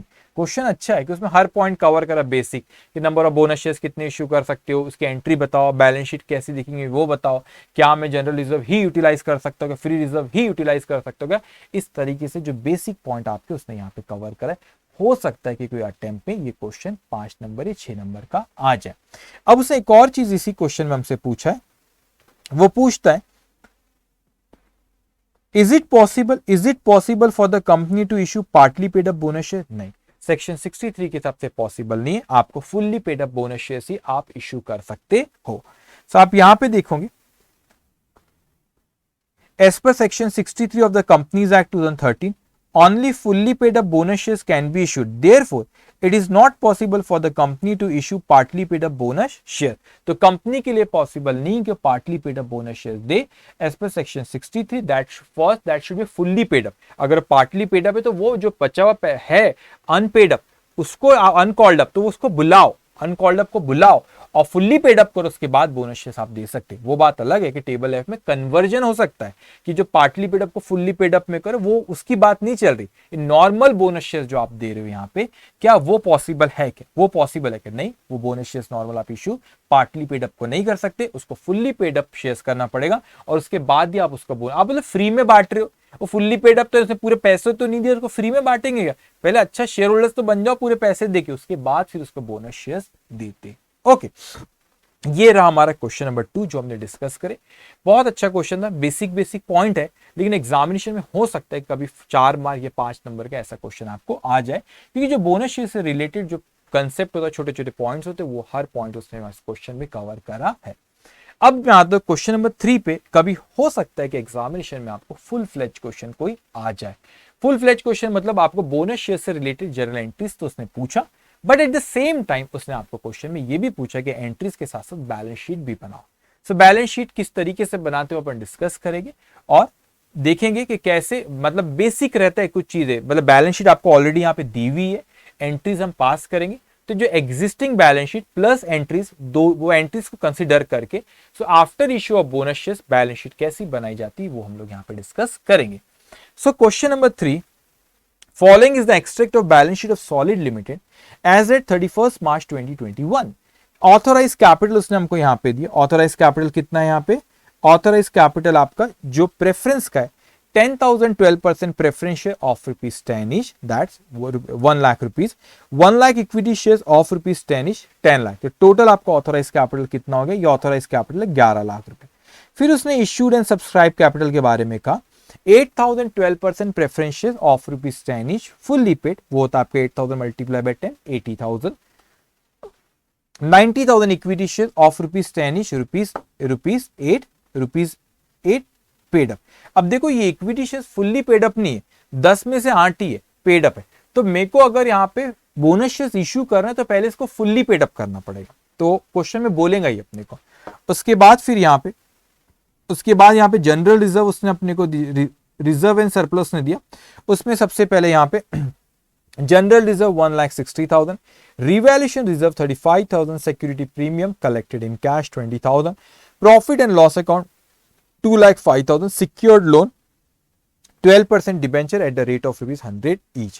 Now on 1st of April 2021, the company has made a final call at ₹2 each on 90,000 equity share. अब क्या हुआ? 1 अप्रैल 2021 को कंपनी ने फाइनल कॉल बुलाई। तो फाइनल कॉल यहां पर आप देखो 10 रुपए का शेयर है, 8 ही पेड अप है, तो हमको अगर बोनस शेयर्स देना है तो पहले 2 रुपए बुलाना पड़ेगा। तो शेयर फाइनल कॉल हमने बुलाए है, यहाँ पे पैसा उस पर बुलाए। तो एक एक करके आगे बढ़ते, तो पहले इसकी एंट्री पास करते, फिर मैं आगे आपसे फिर मैं इसको रीड करता हूं। तो मैंने पहले शेयर फाइनल कॉल ड्यू की एंट्री पास करी जो कि 1 अप्रैल को। Equity share final call account debit equity share capital. ये अमाउंट किस तरीके से आया आपका, ये अमाउंट किस तरीके से यहां पर आया कि यहां पे आपका यहां पे 90,000 शेयर है जो मार्केट में इश्यू करे और फाइनल कॉल 2 रुपए, तो 90,000 मल्टीप्लाई बाय 2 दैट्स 1,80,000। तो equity share final call account debited to equity share final call account debit to equity share capital account 1,80,000। अब उसके बाद पैसा क्या 1 अप्रैल को आया क्या, नहीं। क्वेश्चन आगे जब हम पढ़ते तो हमसे वो कहता है the call money was received on 20th of April 2021।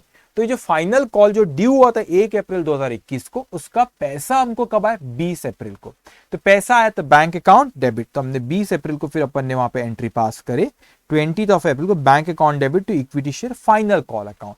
तो जो ड्यू की एंट्री 1 अप्रैल को पास करे तो उसका पैसा अपने को 20 अप्रैल को आ गया। अब उसके बाद वो कहता है हमसे कि thereafter the company decided to capitalize its reserve by way of bonus at the rate of 1 share for every 4 share held। हर 4 के बदले में 1 शेयर बोनस शेयर दो। अब थोड़ा सा समझना, नंबर ऑफ शेयर्स आपने मार्केट में इक्विटी कितने इशू कर रखे, 90,000 शेयर। कितने शेयर से 90,000 शेयर। और वो कहता है कि 4 के बदले में 1 शेयर, 4 के बदले में 1 शेयर, तो कितना होता है 90,000 डिवाइड बाय 4, ये होता है आपका 22,500 शेयर। अब ये 20 और 1 शेयर कितने का है, 1 शेयर अपना 10 रुपए का। तो इसको मल्टीप्लाई बाय 10 करूं तो मेरे को बोनस शेयर्स के लिए जो रिजर्व की जरूरत है वो है 2,25,000 की। क्या क्वेश्चन में हमको स्पेसिफाई किया है कि कौन से रिजर्व को पहले यूटिलाइज करो, ऐसा कुछ बोला है क्या। तो आगे पढ़े तो वहां कहते हैं कि show necessary entries in the books of the company and prepare the extract of the balance sheet immediately after bonus issue assuming that the company has passed necessary resolution at its general body meeting for increasing the authorized capital। ये बड़ा important part है increasing the authorise capital पे, मैं आपको discuss करता हूं institute के material में क्या लिखा हुआ है और क्या उसका मतलब होता है, अपन बात करेंगे भी। लेकिन पहले नॉर्मल एंट्रीज पास कर लेते पहले। तो यहां पर उसने ऐसा कुछ नहीं बोला कि पर्टिकुलर रिजर्व को आप पहले यूटिलाइज करो, ऐसा कुछ भी क्वेश्चन में नहीं बोला। तो यहाँ पे सबसे पहले हम लोग ने क्या करना चाहिए, यहाँ पे सीआरआर है नहीं, तो सिक्योरिटी प्रीमियम आपका 20,000। मेरे को कितने की जरूरत है, मुझे जरूरत है 2,25,000 की। मुझे कितने की जरूरत है, 2,25,000 की जरूरत है रिजर्व की। तो मैंने कहा सिक्योरिटी प्रीमियम 20,000 है। अब रिवैल्यूएशन रिजर्व तो कर नहीं सकता, उसके बाद फिर जनरल रिजर्व करो या पीएनएल करो, ऑल आर फ्री रिजर्व हो। तो उसके बाद यहाँ पे इन्होंने क्या करे, देखो सिक्योरिटी प्रीमियम को उसने पहले यूटिलाइज करा 20,000। अपने को कितने की जरूरत है, अपने को 2,25,000 की। तो सिक्योरिटी प्रीमियम को पहले करा, जनरल रिजर्व में 1,60,000 ही है, तो सिक्योरिटी प्रीमियम का 20,000 कर लिया और उसमें 20,000 ही है। सीआरआर क्वेश्चन में ही नहीं रहता तो उसको अपन सबसे पहले यूटिलाइज करते। तो यहाँ पे सिक्योरिटी प्रीमियम को अपन ने 20,000 रुपए से क्या किया, डेबिट। उसका क्रेडिट बैलेंस होता है, उसका आप यूटिलाइज करे तो आपने उसको क्या करे, डेबिट करे। अब उसके बाद जनरल रिजर्व में 1,60,000, तो 1,60,000 लिया of A profit and loss, तो बचा हुआ उसने पीएनएल में, मतलब आपको ये क्या, ये बैलेंसिंग फिगर मतलब 2,25,000 की जरूरत थी, 20,000 सिक्योरिटी प्रीमियम से कर लिए और 1,60,000 आपने जनरल रिजर्व से। तो 2,25,000 माइनस 20,000 और फिर माइनस 1,60,000, तो बचा हुआ 45,000 जो आपको कम जा रहा था वो आपने प्रॉफिट एंड लॉस अकाउंट से किए। तो क्या इसका कोई और कॉम्बिनेशन हो सकता था, बिल्कुल हो सकता था। आप ये फ्री रिजर्व को 1,60 को ना यूज करते हुए 2,25 की जरूरत थी, सिक्योरिटी प्रीमियम 20 और ये यहाँ पे जो आपको दिख रहा है ना पीएनएल अकाउंट का 2,05,000, इसको भी आप यूटिलाइज कर सकते हो। 2,25 ऐसा भी हो सकता था, वो कॉम्बिनेशन चलता है। मगर इस क्वेश्चन में 20 यहाँ से लिया, 1,60 यहाँ से, बचा हुआ 45,000 इसने प्रॉफिट एंड लॉस अकाउंट से लिया। उसके बाद ये चीज, अब उसके बाद हमने इसको फुल्ली पेड, या आपने फुल्ली पेड अप पहले करे, फिर उसको आपने बोनस शेयर्स की जो रिजर्व को यूटिलाइज करे और आपने यहाँ पे क्रेडिट करे बोनस टू शेयर होल्डर। हमने लाइबिलिटी क्रिएट कर दी कि हमको शेयर होल्डर को कुछ देना, वो बोनस है। अब वो लाइबिलिटी डिस्चार्ज करेंगे तो decrease in liability debit, so bonus to share holder account debit, bonus to share holder account debit. क्या दे रहे इसके बदले हम, shares to equity share capital account, so bonus to share holder account debit to equity share capital, that's 2,25,000। तो यहाँ पे इस तरीके से इसकी एंट्रीज पास होंगी। मगर इस क्वेश्चन में उसने हमसे क्या पूछा है, बैलेंस शीट भी उसने अपने पूछा है, बैलेंस शीट भी पूछा है उसने, ओके, एक्सट्रैक्ट पूछा है सिर्फ, चलिए ठीक है, एक्सट्रैक्ट ही पूछा है सिर्फ। तो यहाँ पे ध्यान से उसने and prepare the extract of the balance sheet. Extract मतलब वो इन चीजों के बारे में बात कर रहा है आपसे, जो यहाँ पर क्वेश्चन में भी पूरी बैलेंस शीट नहीं दी हुई है आपको, ठीक है। अब यहाँ पे क्या कह रहा है आपसे किस किस चीजों में फर्क पड़ा आपका, तो प्रेफरेंस शेयर्स तो वैसा ही है। अब ये जो 90,000 ये इक्विटी शेयर्स है, मैं ऑथोराइज में आऊंगा, 2 मिनट पेशेंस रखना, ऑथोराइज की मैं डिस्कस करता हूं, लेकिन पहले आप ये बात करेंगे। 90,000 जो है, मैंने आपको बैलेंस शीट बनाने का एक तरीका बताता हूँ, मतलब बैलेंस शीट फिर कोई भी चैप्टर में, जब आप कंपनीज अकाउंट ग्रुप 2 में एडवांस अकाउंटिंग में तो बहुत बार होता है, और कंपनी फाइनेंस, अब जैसे अमलगमेशन, इंटरनल रिकंस्ट्रक्शन, वहां तो बहुत बार होता है, लेकिन आपने बेसिक, मुझे शायद बताने की जरूरत भी नहीं, आपको पता ही होगा, लेकिन ये बेसिक चीज है, बेसिक चीज है, जो आप जब भी कोई बैलेंस शीट बनाते हो तो होता क्या है कि आपकी एक एग्जिस्टिंग बैलेंस शीट है, ये आपकी एक एग्जिस्टिंग बैलेंस शीट है, ठीक है, जो आपको क्वेश्चन में दी हुई रहती है, एग्जिस्टिंग बैलेंस शीट, प्लस आपने कोई जर्नल एंट्री पास करे हो, जैसे यहाँ पे जर्नल एंट्री, यहाँ तो पूरी बैलेंस शीट नहीं दी, एक्सट्रैक्ट है, लेकिन कोई क्वेश्चन है सपोज, उसमें पूरी बैलेंस शीट आपको दी हुई है, उसके जर्नल एंट्रीज कुछ पास करे, यहाँ पे बोनस से रिलेटेड कोई चैप्टर, दूसरे चैप्टर में कोई और एंट्रीज होंगी, तो जर्नल एंट्री, इसके बाद वो पूछता है कि आप न्यू बैलेंस शीट बनाओ। तो जब आप न्यू बैलेंस शीट बनाते हो तो कुछ बेसिक चीजें याद रखना आपने, कि यहां पे एग्जिस्टिंग बैलेंस शीट में क्या होगा, एग्जिस्टिंग बैलेंस शीट में आपकी, एक मिनट मुझे इसको मैं हटा दूं, फिर मैं आपसे एक्सप्लेन करता हूं इसको। आपको पूछा है न्यू बैलेंस शीट बनाओ, तो ये एग्जिस्टिंग बैलेंस शीट जो आपको दी हुई रहती है क्वेश्चन, उसमें क्या होगा, उसमें बैलेंस शीट में लाइबिलिटी साइड होगा, जिसके कौन से बैलेंस होते, क्रेडिट बैलेंस होते, इसके क्रेडिट बैलेंस होते, और आपको एसेट साइड उस बैलेंस शीट में होगा, जिसके एसेट के कौन से बैलेंस होते, डेबिट बैलेंस होते। और इन जनरल एंट्री में, अगर आपने जनरल एंट्री में, अब ये आपने किसकी बात करें, ये बैलेंसेस जो बैलेंस शीट में, ये जनरल एंट्री में अगर आपने उसको क्रेडिट करो, अगर आपने उसको क्रेडिट करो, अगर आपने उसको क्रेडिट करो तो उसको ऐड कर दो। क्यों, क्रेडिट और क्रेडिट ऐड होता है। अगर आपने वो आइटम को डेबिट करे तो उसको लेस कर देंगे। क्यों, क्योंकि क्रेडिट और डेबिट लेस होता है, क्रेडिट एक अलग, डेबिट तो less, it's like a basic maths. तो यहाँ पे ये क्रेडिट क्रेडिट प्लस होता है, क्रेडिट डेबिट माइनस होता है, और जो भी फिगर आती है वो आप न्यू बैलेंस शीट में उसको लिख देते हो। उसी तरह यहाँ पे एसेट के डेबिट बैलेंस होते, और इन जनरल एंट्रीज में अगर आपने उसको डेबिट करे तो उसको ऐड करना है। क्यों, क्योंकि डेबिट डेबिट ऐड होता है। तो यहाँ पे जो भी फिगर आएंगी फिर न्यू बैलेंस शीट में आप लिख दो, और ये डेबिट बैलेंस है, और जनरल एंट्रीज में अगर आपने यहाँ पे क्रेडिट करो उस आइटम को, तो आप उसको क्या करोगे, माइनस करोगे, क्योंकि क्रेडिट कर तो उसको क्या करोगे, माइनस करोगे। क्यों, क्योंकि यहाँ पे डेबिट बैलेंस और आप उसको क्रेडिट कर रहे हो तो उसको माइनस। तो जो भी फिगर आएंगे आप न्यू बैलेंस शीट में उसको लिख दोगे। वैसे मुझे शायद कहने की जरूरत नहीं थी, बेसिक है जो आपने सीए फाउंडेशन में पहले शुरुआत में ये चीज पढ़ाई जाती है सारी। ओके, ये चीज ख्याल रखना है, इस चैप्टर में नहीं, कोई भी चैप्टर में जब आपको बैलेंस शीट पूछा तो ये बेसिक आपने इस चीज को ख्याल रखेंगे। ओके, अब हम देखते हैं, हमको यहाँ पे एक्सट्रैक्ट पूछा है, तो यहाँ पे जो जो आइटम दिए, तो मैं प्रेफरेंस शेयर कैपिटल, ऑथराइज पे अपन 2 मिनट बाद बात करेंगे, लेकिन प्रेफरेंस शेयर कैपिटल में तो कोई भी चेंजेस नहीं है। तो प्रेफरेंस शेयर कैपिटल कितना है आपका, preference share capital authorise 1 lakh है, और इश्यूड है आपका 80,000। तो यहां पर आप देखेंगे जब ये एक्सट्रैक्ट जब बनाए, उसमें नोट 1 जो आपका शेयर कैपिटल से जो रिलेटेड है, उसमें पहले उसने इक्विटी बोला, इक्विटी शेयर, मैं पहले प्रेफरेंस की बात कर लेता हूं। तो प्रेफरेंस का ऑथराइज शेयर कैपिटल ये 10,000, 12% preference share of ₹10 each, issued subscribe, ये नीचे आएगा, सॉरी ये नीचे आएगा इशूड। ओके, तो यहाँ पे ऑथराइज कितना आपका 1 लाख, मगर ये काउंट नहीं होगा, ये सिर्फ क्यों रहता है, ये सिर्फ रहता है आपका वहां पे इंफॉर्मेशन भी। मगर आपने issued subscribe fully paid 8,000 shares issue करे, प्रेफरेंस शेयर 10 रुपए का, तो 8,000 मल्टीप्लाई बाय 10, तो ये हुआ 80,000 रुपए, ये वो आपका प्रेफरेंस शेयर। ओके, अब उसके बाद अपन आते इक्विटी शेयर कैपिटल पे।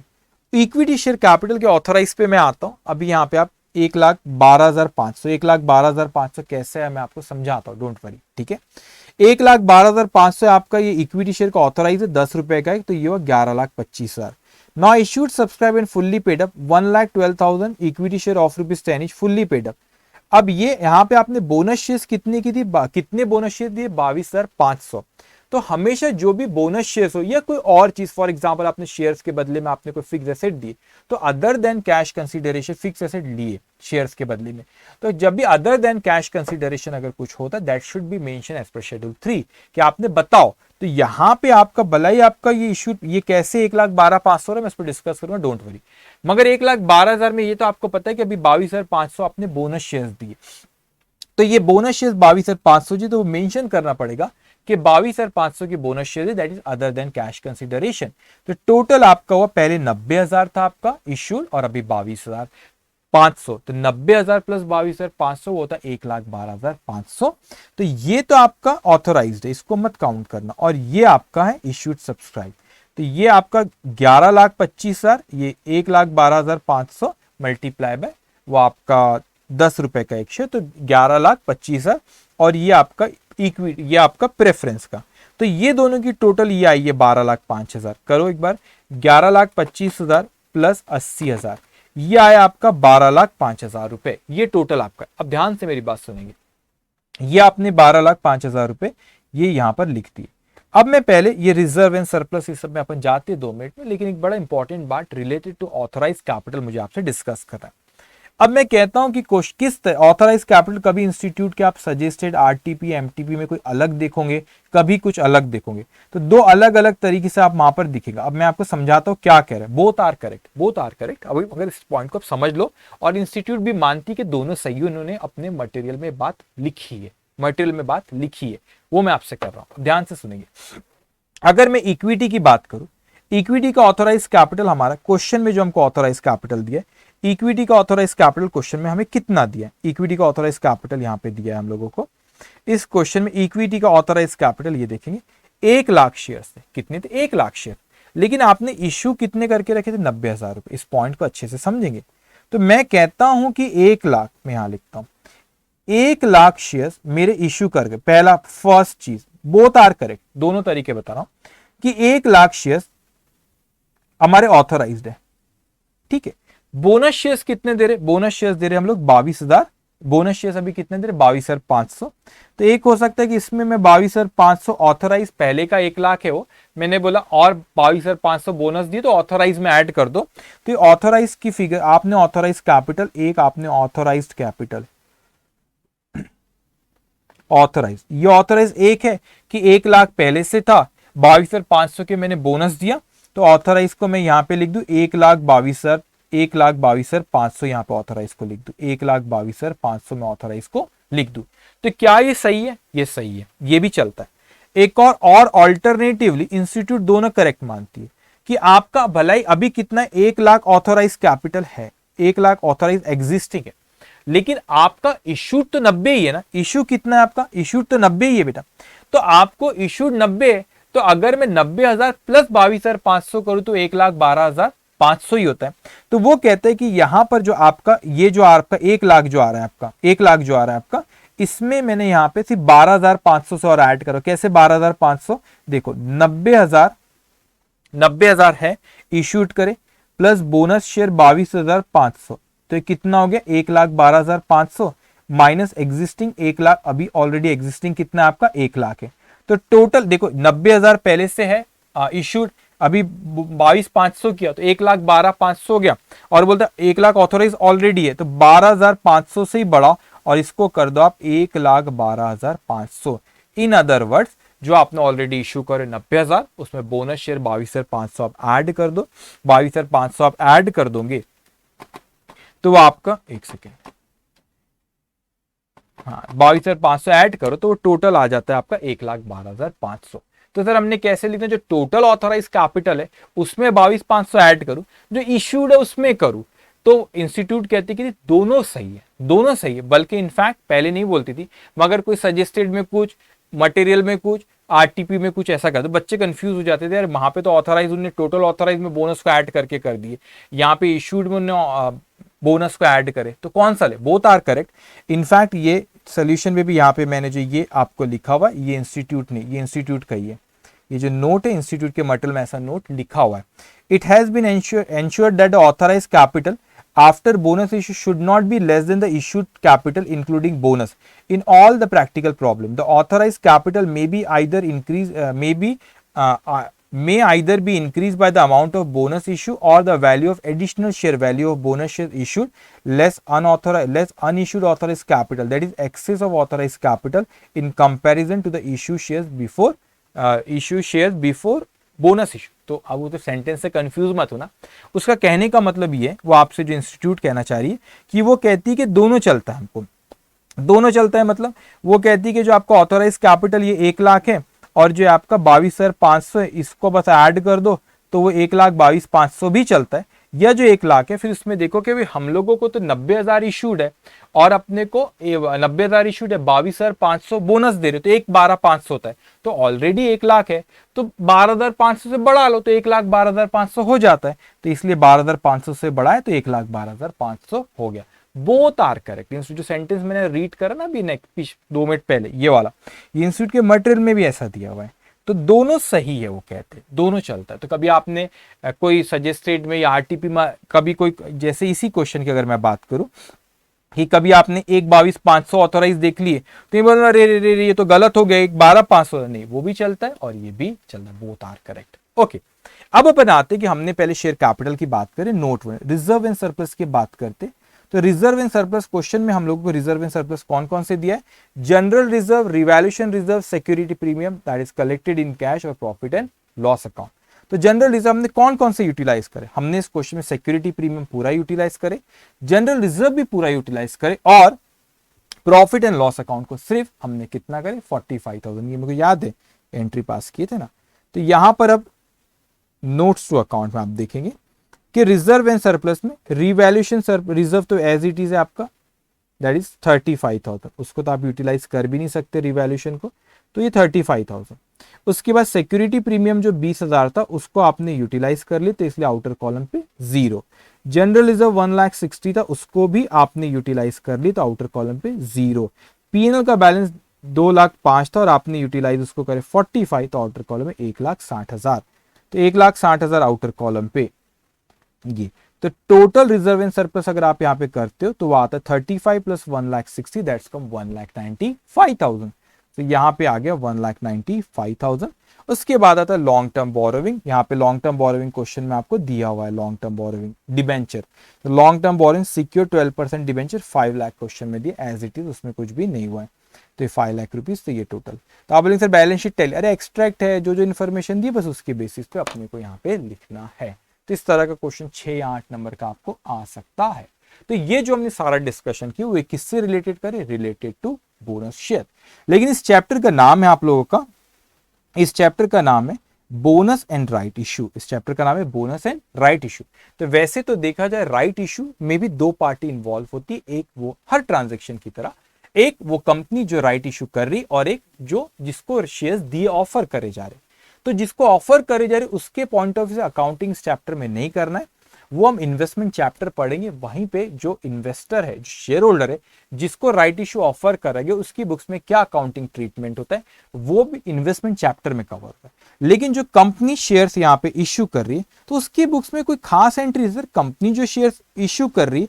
First of all what do you mean bye right issue? तो राइट इशू कहता है कि जो एग्जिस्टिंग शेयर होल्डर को हम लोग शेयर्स ऑफर करते. Company first offer to its existing share holder at lower price than market price. Market price से कम कीमत पे हम एग्जिस्टिंग शेयर होल्डर्स को ऑफर कर रहे. क्या कर रहे? मार्केट प्राइस से कम कीमत पे हम एग्जिस्टिंग शेयर होल्डर्स को ऑफर कर रहे हैं. क्यों? क्योंकि हमने बोले कहां इतना हेडेक, मार्केट में शेयर्स इशू ऑफ एडवर्टीजमेंट करो उसमें और कॉस्टिंग बढ़ती है. तो हमने बोले थोड़ी कम कीमत में इस शेयर्स को अट्रैक्टिव बनाते और जो एग्जिस्टिंग शेयर होल्डर है उनको पहले ऑफर करते, उन्होंने नहीं खरीदे तो बाहर बेचेंगे मार्केट में. This is right issue. तो यहाँ पे एग्जिस्टिंग शेयर, अब यहाँ पे accounting from companies point of view same as for issue of share. तो कंपनी जो राइट इशू ऑफर करे उसकी बुक्स में अकाउंटिंग कोई बहुत रॉकेट साइंस नहीं, बड़ा सिंपल है. नॉर्मल वही एंट्री जो इश्यू ऑफ शेयर्स की होती है. शेयर्स ही तो इश्यू कर रही ना, वो बस बाहर वालों के बदले एग्जिस्टिंग शेयर होल्डर को कर रही है, लेकिन शेयर से इशू कर रही है. And lower than market price. आप फेस वैल्यू से कम पे इशू नहीं करी, मार्केट प्राइस से कम पे कर रही. तो नॉर्मली होंगी, सपोज आपने 10 रुपए के शेयर को मार्केट में 15 का होगा, हम 12 में कर रहे, तो 10 से कम, फेस वैल्यू से कम पे नहीं आ रहा हो, तो आपने एंट्री पास होगी, bank account debit 12, to share capital 10, to security premium 2। तो ये आपने नॉर्मल जो शेयर्स इशू करते उसी की एंट्री होती है, कुछ उसमें एक्स्ट्रा नहीं होता। अब मैं इन्वेस्टर के पॉइंट ऑफ व्यू से पूछूं तो वैसे इन्वेस्टर के पॉइंट ऑफ व्यू से यहां पे एग्जिस्टिंग शेयर होल्डर होते, उसके अकाउंटिंग के पॉइंट ऑफ व्यू से आपको इस चैप्टर में कवर नहीं है राइट इशू। अकाउंटिंग जो इन्वेस्टर है उसकी बुक्स में कैसी अकाउंटिंग एंट्री होंगी, जो ये शेयर्स खरीद रहा है, राइट इशू जिसको ऑफर करे जा रहे, वो आपको इन्वेस्टमेंट चैप्टर में कवर है। वो कहां पे कवर है आप लोग का, इन्वेस्टमेंट चैप्टर में वो चीज कवर है। तो यहां पे एग्जिस्टिंग शेयर होल्डर को फिर इस चैप्टर में कवर क्या है, एक सिंपल सा वैल्यू ऑफ राइट का एक कंसेप्ट है, वो कंसेप्ट सिर्फ आपके इस चैप्टर में कवर है यहां पे। अदरवाइज वो इन्वेस्टर जिसको आप ये राइट इशू दे रहे हो वो अपनी बुक्स में कैसे अकाउंटिंग करेगा, वो इन्वेस्टमेंट चैप्टर में कवर है। कंपनी बुक्स में क्या अकाउंटिंग हुई, कुछ भी एक्स्ट्रा नहीं है, नॉर्मल जो शेयर्स इशू करते हैं उसकी एंट्री पास होती है। बोनस शेयर्स इसमें ये फर्क है कि बोनस शेयर्स आप लोग फ्री ऑफ कॉस्ट देते, ये फ्री ऑफ कॉस्ट नहीं दे रहे, ये पहले एग्जिस्टिंग शेयर होल्डर्स को ऑफर करे फिर वे बाहर वालों को हम लोग ऑफर कर रहे हैं, ये डिफरेंस है। तो यहां पे पैसा आएगा, बोनस शेयर्स में पैसा नहीं है। और एक और पॉइंट, बोनस शेयर्स कोई डिविडेंड का रिप्लेसमेंट नहीं है। आप ये मत कहना कि किसी को free of cost bonus shares दिए तो उसको डिविडेंड देने की जरूरत नहीं, डिविडेंड तो है वो तो कैश में दिया, कैश मतलब पैसा दिया जाता है डिविडेंड का, तो बोनस में कोई पैसा थोड़ी ना दे रहे, आप शेयर्स दे रहे हो। तो यू कैन नॉट से dividend is bonus is the replacement of dividend ना, डिविडेंड एक अलग चीज है, बोनस एक अलग चीज है। अब हम आते तो इस चैप्टर में राइट इशू एक बहुत छोटा सा पार्ट आपको कवर है। तो कंपनी जो इशू कर रही है उसकी बुक्स में कुछ भी ऐसा एडिशनल एंट्री नहीं जो आपको सीखना पड़ रहा है, नॉर्मल इशू ऑफ शेयर्स की एंट्री है। और जो इन्वेस्टर है उसकी बुक्स में कैसे एंट्री पास होंगी वो हम आगे इन्वेस्टमेंट चैप्टर में पढ़ेंगे। इनफैक्ट बोनस भी जब आप शेयर होल्डर्स को देते हो, इन्वेस्टर है उसकी बुक्स में कैसे एंट्री पास होंगी वो भी इन्वेस्टमेंट चैप्टर में आएगा। तो यहां पे राइट इशू के बारे में फिर क्या पढ़ना है, तो ध्यान से समझेंगे। जो एग्जिस्टिंग शेयर होल्डर है उसको हमने राइट इश्यू मतलब कम कीमत पे, मार्केट से कम कीमत पे शेयर्स ऑफर करे, तो उसके पास 3 ऑप्शन है। पहला ऑप्शन हो सकता है, यहां पे देखो लिखा accounting covered in investment chapter लिखा हुआ अभी यहां पे। अब उसके पहला ऑप्शन इसको हमने ऑफर कर, तो पहला ऑप्शन है कि वो शेयर्स को सब्सक्राइब कर ले। शेयर्स को सब्सक्राइब कर ले मतलब वो शेयर्स को वो खरीद ले, सब्सक्राइब मतलब पहला कि वो खरीद ले। तो एंट्री इन्वेस्टमेंट चैप्टर में पढ़ेंगे, मगर सिंपल है, investment account debited to bank account, उसने शेयर्स खरीद लिया। दूसरा ऑप्शन है लैप्स हो गया या उसने रिजेक्ट कर दिया। लैप्स का मतलब एक रीजनेबल टाइम देते, 15 दिन कुछ दिए उसको कि आप बताओ शेयर्स खरीदना चाह रहे हो कि हम आपको ऑफर कर रहे कम कीमत पे, तो 15 दिन तक जवाब नहीं तो लैप्स हो गया।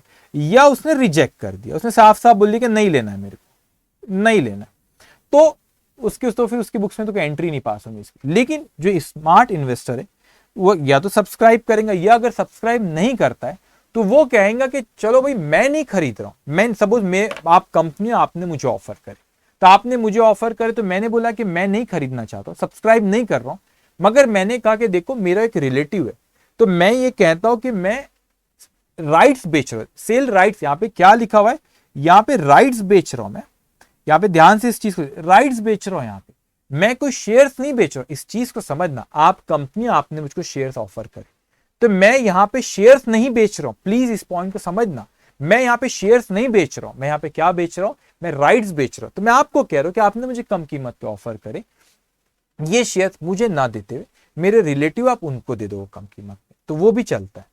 तो इससे कहते हैं कि राइट्स बेचना। लेकिन मैंने जो मेरा रिलेटिव है जिसको मैंने कहा कि आप ये ले लो, ये जो यहाँ पे ऑफर कर रहे हो जो शेयर्स, मैंने कहा कि ये इनको दे दो कम कीमत पे, तो आप कंपनी आप मुझे ऑफर कर रहे थे, आपने मुझे ऑफर किया और मैंने कहा कि मुझे ना देते हुए ये कम कीमत पे मेरे रिलेटिव है, ये रिलेटिव है, सपोज ये रिलेटिव है, तो मुझे ऑफर किया, मैंने कहा आप मुझे ना देते हुए मेरे रिलेटिव उनको कम कीमत पे, मेरे फ्रेंड है उनको कम कीमत पे दे दो।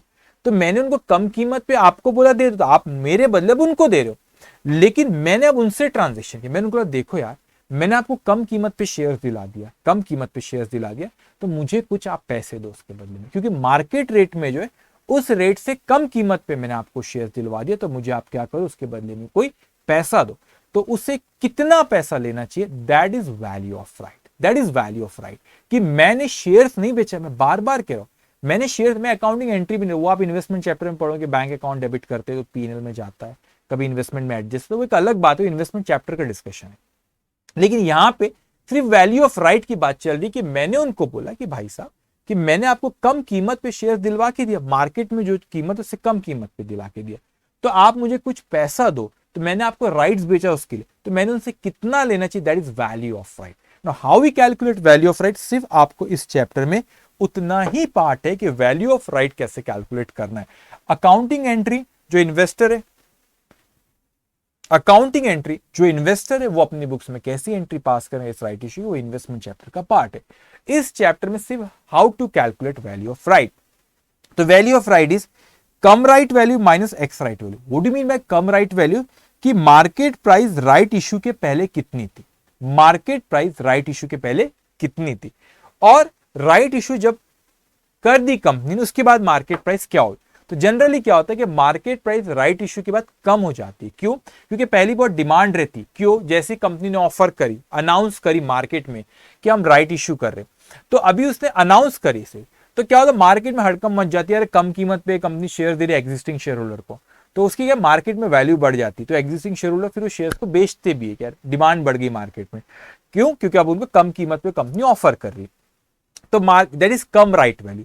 तो राइट इश्यू के पहले की जो market value that is cum right value, मगर वो जब राइट इश्यू बढ़ गए तो उसके बाद उसकी वैल्यू थोड़ी कम हो जाती है। डिमांड क्यों बढ़ती, क्योंकि कंपनी कम कीमत पे ऑफर करी थी, इसलिए उसकी डिमांड बढ़ जाती मार्केट में। तो वो value of right is cum right value minus ex right value. तो what is cum right value, market price before right issue. What is ex right value, market price after right issue.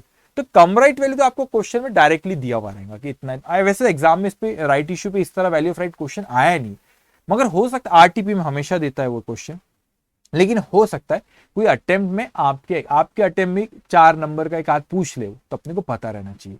तो यहाँ पे cum right value market price before right issue आपको question में देगा कि इतने shares इसके पास पहले से थे और मार्केट प्राइस इतनी थी, वो शेयर्स को मार्केट प्राइस से मल्टीप्लाई कर कम राइट वैल्यू आ जाएंगी।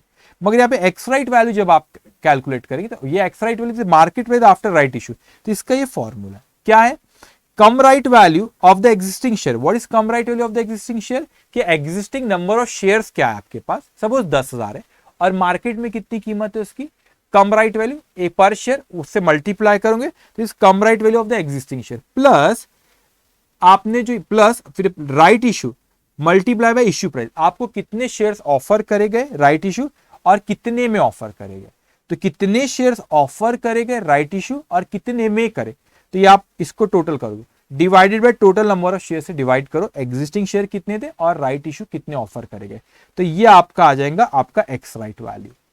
ये कम राइट वैल्यू में से एक्स राइट वैल्यू को माइनस करो, that is the value of right. तो वैल्यू ऑफ राइट अभी सामने फिगर्स आएंगी तो मैं और ये पॉइंट को वहां पे एक्सप्लेन करता हूं, मगर ये एग्जामिनेशन में आपको सिंपल वैल्यू ऑफ राइट हो सकता है कि कभी कैलकुलेशन आ जाए, हो सकता है कभी कैलकुलेशन आ जाए, अभी तक नहीं आया, 4 नंबर या 5 नंबर का हो सकता है, 4 नंबर 4 मार्क्स काफी है इसके लिए, 4 मार्क्स के लिए हो सकता है कभी ये आ जाए। तो cum right value minus ex right value, cum right value question में दी भी रहेंगे आपको कि एग्जिस्टिंग शेयर इतने, मार्केट में प्राइस इतनी, तो उसको मल्टीप्लाई करें, that is cum right value. What is ex right value, market price after the right issue. तो how we calculate, cum right value की आज की वैल्यू कितनी है और आपको जो ऑफर करा गया जो एग्जिस्टिंग शेयर होल्डर है, तो एडिशनल शेयर आपको जो ऑफर करे गए राइट इश्यू में, उसकी क्या कीमत, कितने शेयर्स ऑफर गए, कितने कीमत पे ऑफर करे गए, तो टोटल हो गया, उसके divided by total number of shares करो तो आपकी एक्स राइट वैल्यू हो जाएंगी, and come right value minus ex right value will be the value of right. इतना अमाउंट मैंने, जिसको मैं राइट्स बेच रहा हूं, नॉट शेयर्स, राइट्स बेच रहा हूं, उससे मैंने इतना पैसा लेना चाहिए। ओके, तो इस पे हम कुछ क्वेश्चंस देखते तो ये पॉइंट वहां पे और अच्छे से क्लियर होगा। ओके, यहां पे अब हम क्वेश्चन नंबर 3 तक देखें, तब राइट इश्यू पे हम लोग यहां पे देख रहे।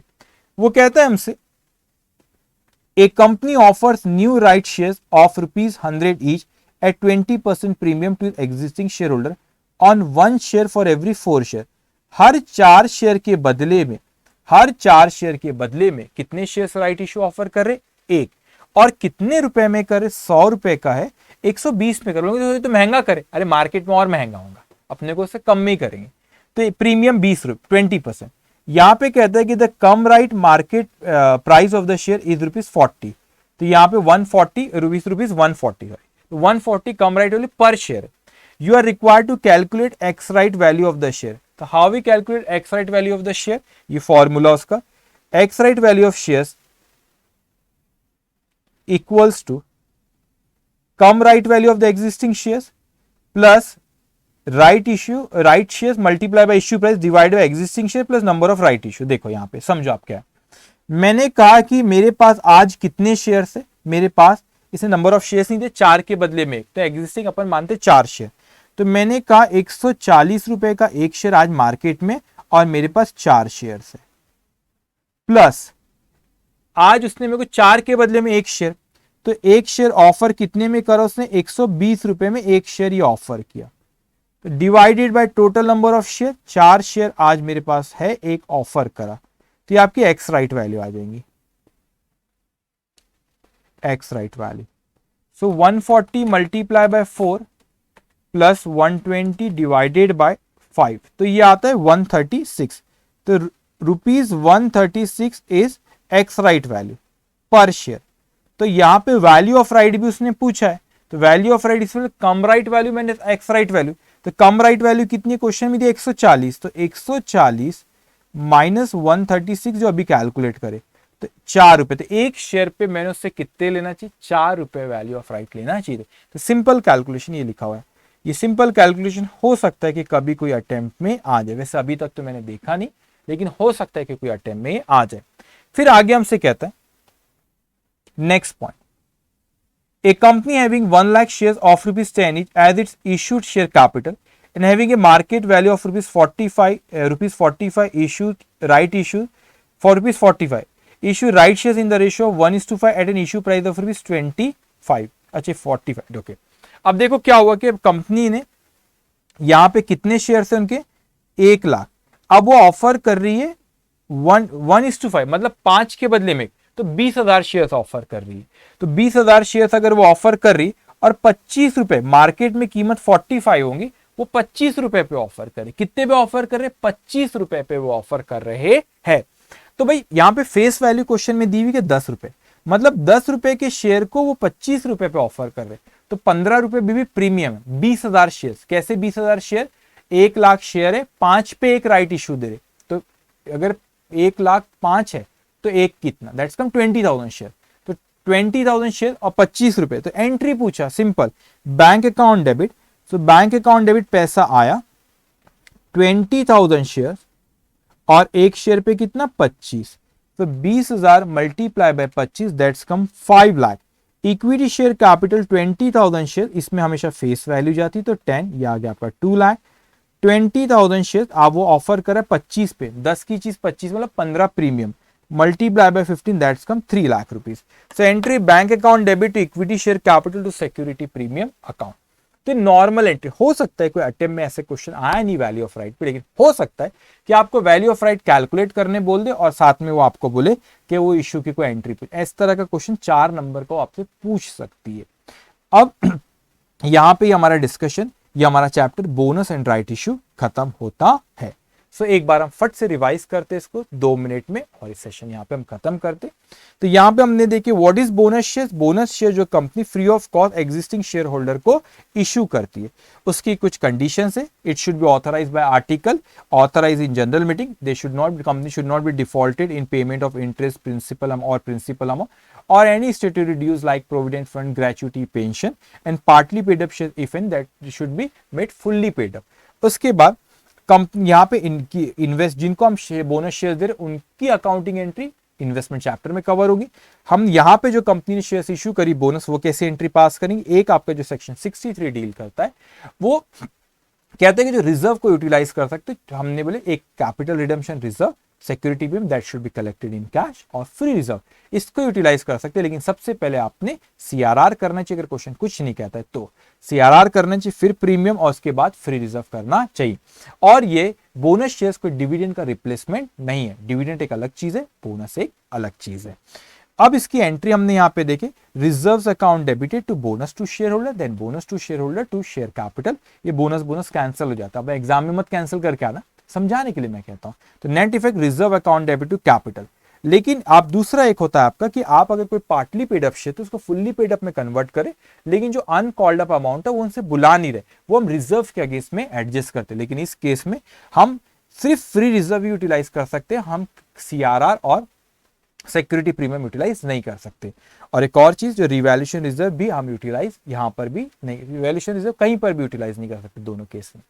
अब यहाँ पे इसकी एंट्री कैसे पास होती है जब पार्टली पेड अप का फुल्ली पेड अप कर रहे हो, तो पहले आपने रिजर्व्स को कम करे, ये सिर्फ फ्री रिजर्व है, यहाँ पे रिजर्व्स को कम करे, bonus to share holder, liability create करे, फिर फाइनल कॉल की ड्यू की एंट्री पास करे, final call to share capital, लेकिन से पैसा नहीं आएगा तो ये आपने in the form of bonus है, तो आपको जो लाइबिलिटी देना था, लाइबिलिटी जो क्रिएट करे उसको आपने यहाँ पे कैंसिल करे, उनसे पैसा ना बुला के, और उसके शेयर फाइनल कॉल को यहाँ पे क्रेडिट करे। ये हमारा बोनस शेयर से हुआ। अब राइट इश्यू से सिर्फ आपको वैल्यू ऑफ राइट आ सकता है। How we calculate value of right? Cum right value minus ex right value. What do mean by cum right value? जो वैल्यू आपके राइट इशू के पहले और एक्स राइट वैल्यू जो वैल्यू आपके राइट इशू के बाद। How we calculate? एक कम राइट वैल्यू देगा ex right value. How we calculate ex right value? Cum right value मतलब existing share number multiply by price पर शेयर जो कम right price था, प्लस जो ऑफर करा गया वो शेयर और कितने में ऑफर गया वो अमाउंट, तो टोटल करेंगे divided by total number of share that is existing share और जो शेयर हमको ऑफर करा गया। तो ये हमारा सारा का सारा discussion related to bonus and right issue. तो ये चैप्टर का रिवीजन हमारे यहाँ पे खत्म होता है। नेक्स्ट सेशन में हम लोग next chapter redemption of preference shares को रिवाइज करेंगे और उस पर भी क्वेश्चन डिस्कस करेंगे। तो ये सेशन यहाँ पे खत्म होता है। Take care, bye bye.